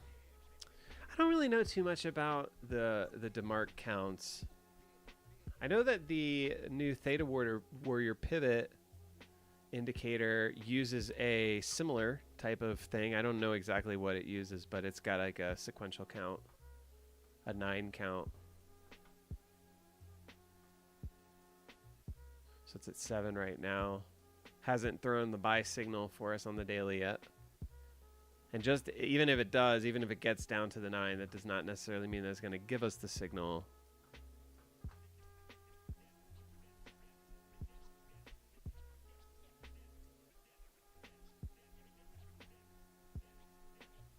Pins.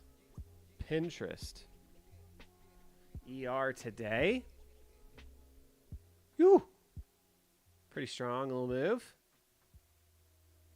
What do we get here? Pinterest sees Q3 2022 rev growth in mid-single digits on year-over-year percentage basis. Sees Q3 2022 adjusted operating expenses to grow in low double digits. EPS missed by 7 cents. Sales missed by about, looks like $9 million. No, $7 million. $8 million. So miss, and it's up.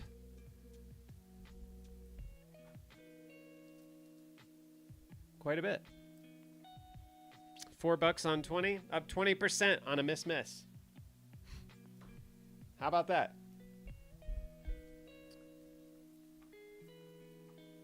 It's got these highs to tangle with now. $24. Right in here.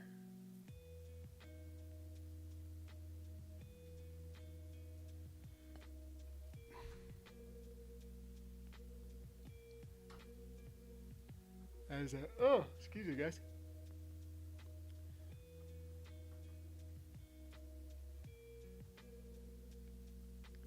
Haven't heard guidance yet.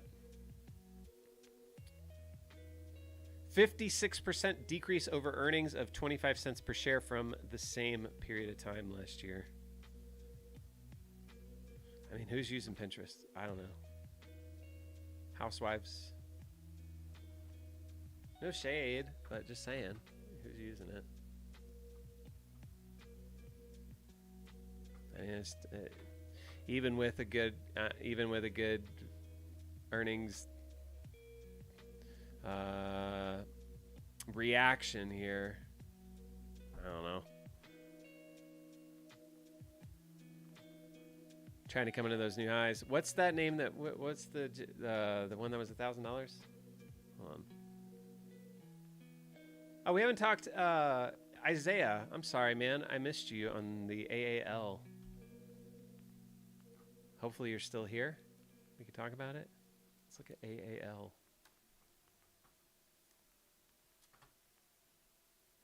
Held a low. We like that. On the monthly. Crazy how weak airliners have been, though, just kind of generally speaking.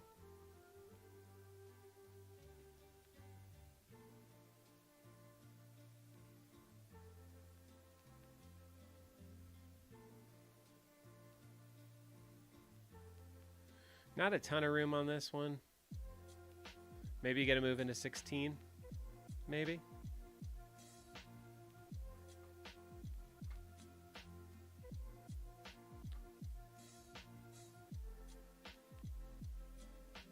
Do they have earnings anytime soon?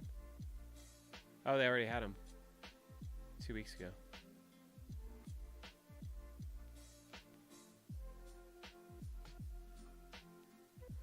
Yeah, I don't know. I don't really like it. We've already come back in and tested this, right? Held, broke down, came back and tested right here.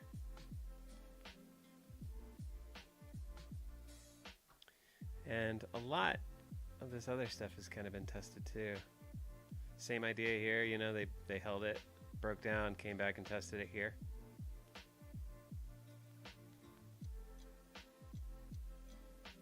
Made a new low against this guy, March 8th. Not what you really want to be seeing. Where are their COVID lows?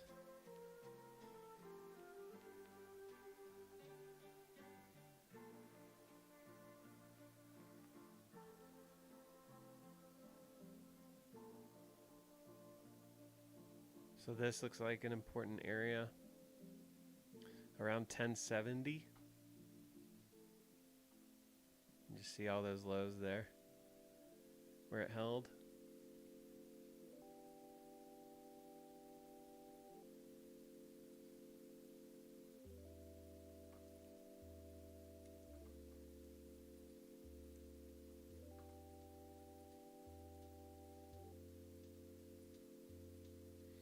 Yeah, I don't know. I kind of think this is going lower.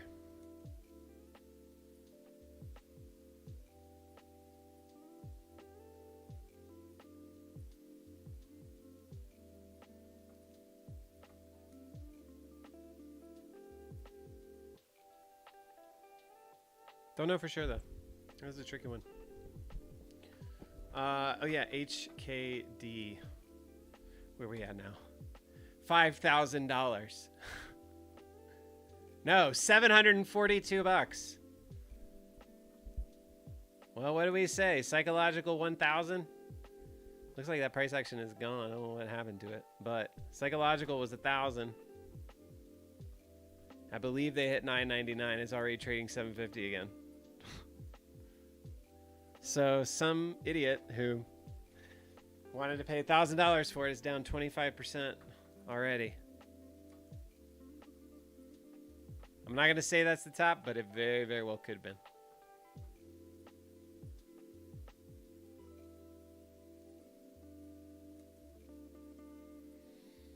Craziness. Well, I'm going to be here for 5 more minutes. In that 5 minutes time, let me give you guys some links again. For anybody who is here hanging out, you want to keep this party going, come join us in our Discord. Here's the link. And it's a little young. What's up, Madukar? Thanks for being here, bub. Glad you're here.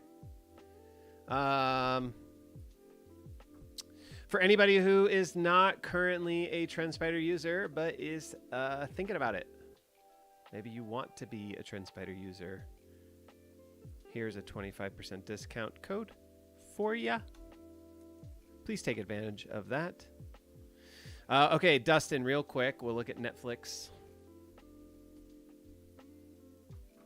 Let's go to a bigger time frame.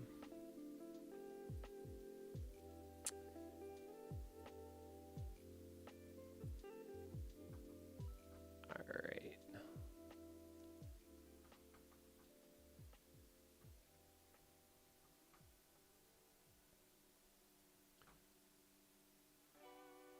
All right, so an important area on Netflix prices there now, essentially. This big pivot low, 231. See how we're getting rejected here? These big pivot levels will probably come into play if we keep gaining, if we keep going higher. Do expect them to come into play. You have another one kind of right in here. About 260. You got one right in here, 303. Also kind of coincides with your anchored VWAP from the all-time high. If I were long and I were really bullish, which I'm not saying I'm either of those things, but if I were, this would be my target around 330. Somewhere in here.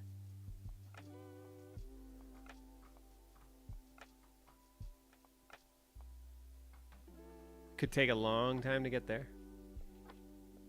Could go lower before it gets there. You know, I think this area, somewhere in here, like 230 to 250 is going to be trouble. Those are your previous lows that held to get us higher, to take us all the way to the all-time highs. And we failed below them, so now we're coming back in to test them. And I would anticipate some selling there if we get there. So that's kind of where my head's at. A nice bounce off these lows, 160 to 226. It's a big move. Talking about $60 on 160. What's that? It's like 30%.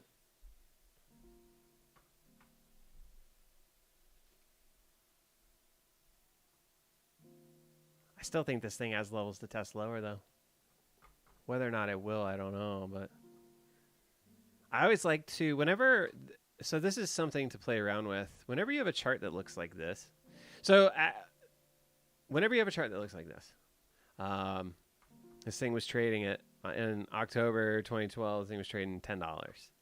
Got all the way up to 700. It's a big skew. So I like to use log scale because it shows us in percentage terms how the move works. So this gives you a bit better of an idea of like how that price action actually looks. Pretty clean. But it would not shock me to see 124 again. Because you have these highs here. We haven't come back into them. Doesn't mean we have to, but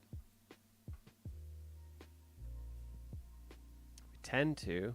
Whenever we make a big move out, it comes back. Has historically, anyway.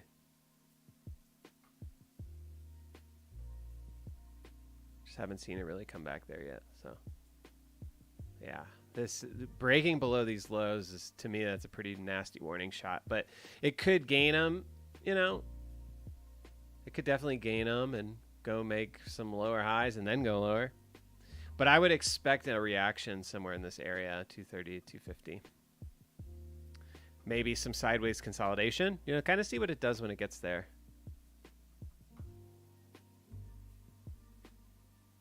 Because again, that is just a big move, you know, coming off these lows, 164. On the shorter term, if it does cool off here and pulls back, you kind of want to see it back into this area. Kind of the anchored VWAP off of the near-term low, the May low. Kind of this breakout area that it hasn't come back into. You know, if this is going to hold and we're going to go higher, if it pulls back, you would expect somewhere down in here to price to catch. So around the $200 level might be an interesting long op to bring it into 230 to 250. And then, like I said, I think you got room all the way up to 327 in the long term, pending, pending no bad news, pending bullishness generally comes back into the market. That's kind of what I'm thinking about it. We just did AAL Mundi, but we can look at CCL real quick. CCL and a relative must hold kind of spot off of the January 2020 lows. Turn off log scale here. I mean, this does not look great. Is this like all-time low? Yeah, January 2020 is all-time lows. So, hey, who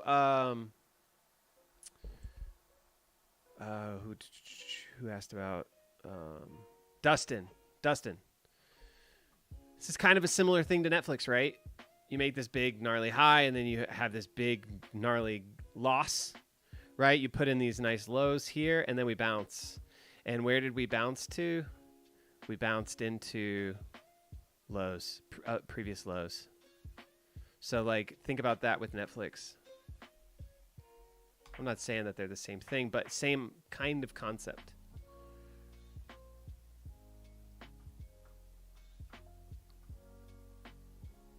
CCL, anyway, CCL. Yeah, I don't know. I mean, it must hold. If you want to be long CCL, you're doing it off of that $7.80 level. Now, technically, they could go and scoop liquidity from there. But my guess is that if they fail this, they're likely to take it lower. I don't think that there's a ton of meat on the bone. Maybe $13 if things go well into these lows.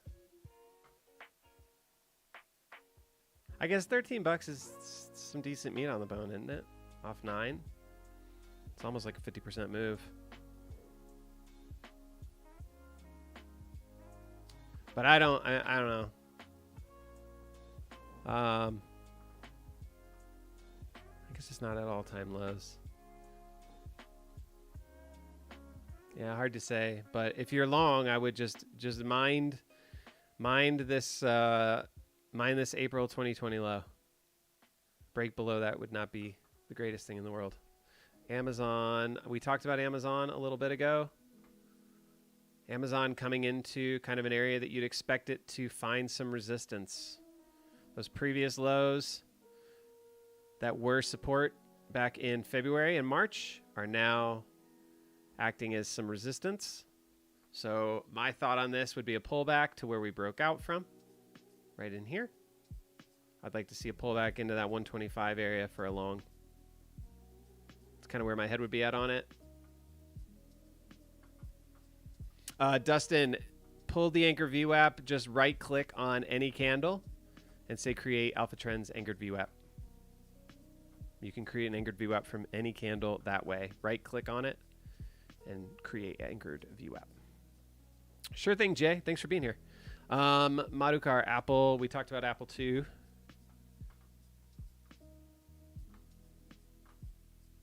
Apple looks incredible on the monthly. I mean, just a monster monthly candle there. Absolute monster.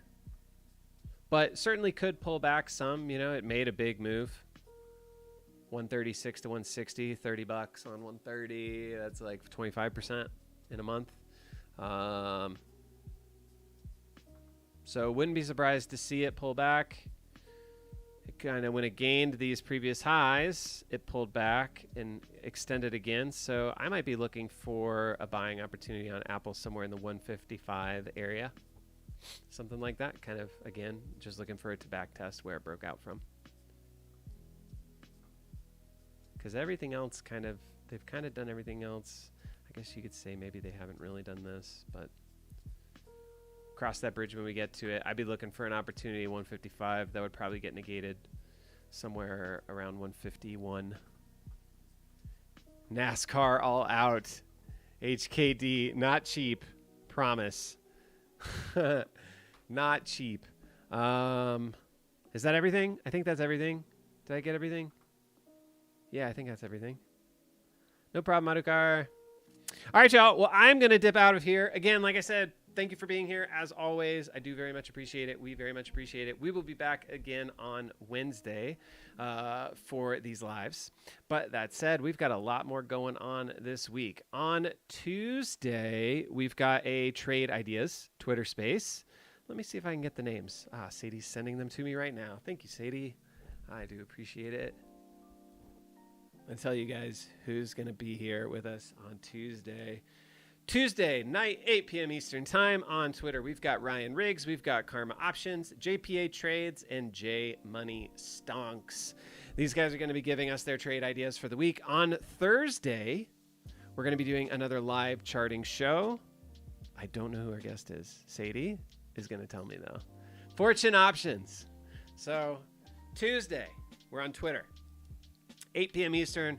Trade ideas spaces of the week with Ryan Riggs, Karma Options, JPA Trades, and J Money Stocks. On Wednesday, I'm back here live 2:30 to 4:30 Eastern time. That's the PM, so just the same time. Maybe we'll get some information by Wednesday on what's going on with this trip, this Nancy Pelosi trip to Taiwan. Thursday, we are back on YouTube in the evening time, 8 p.m. Eastern with Fortune Options. That's going to be a live charting show. So an hour-long show, live charting. Ooh, I've just been sent a link. Let me send, what is this link? What is this link? Let me see what this link is before I send it to you guys. Is this my calendar? Yes. Okay, so let me give you guys my calendar. Here's my calendar. If you want to follow along with what's going on in my world. Yes, NASCAR. See, this is what I was talking about. OST. I told you there'd be another one.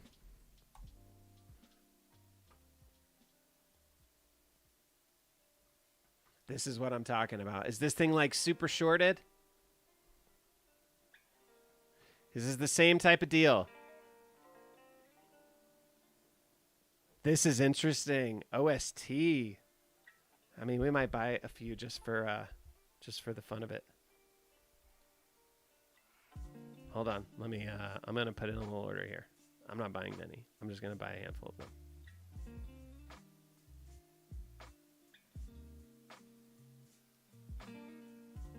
Live trading here.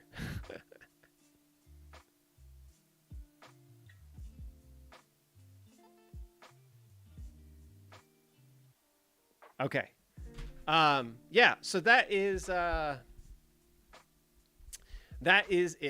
That is it for me today.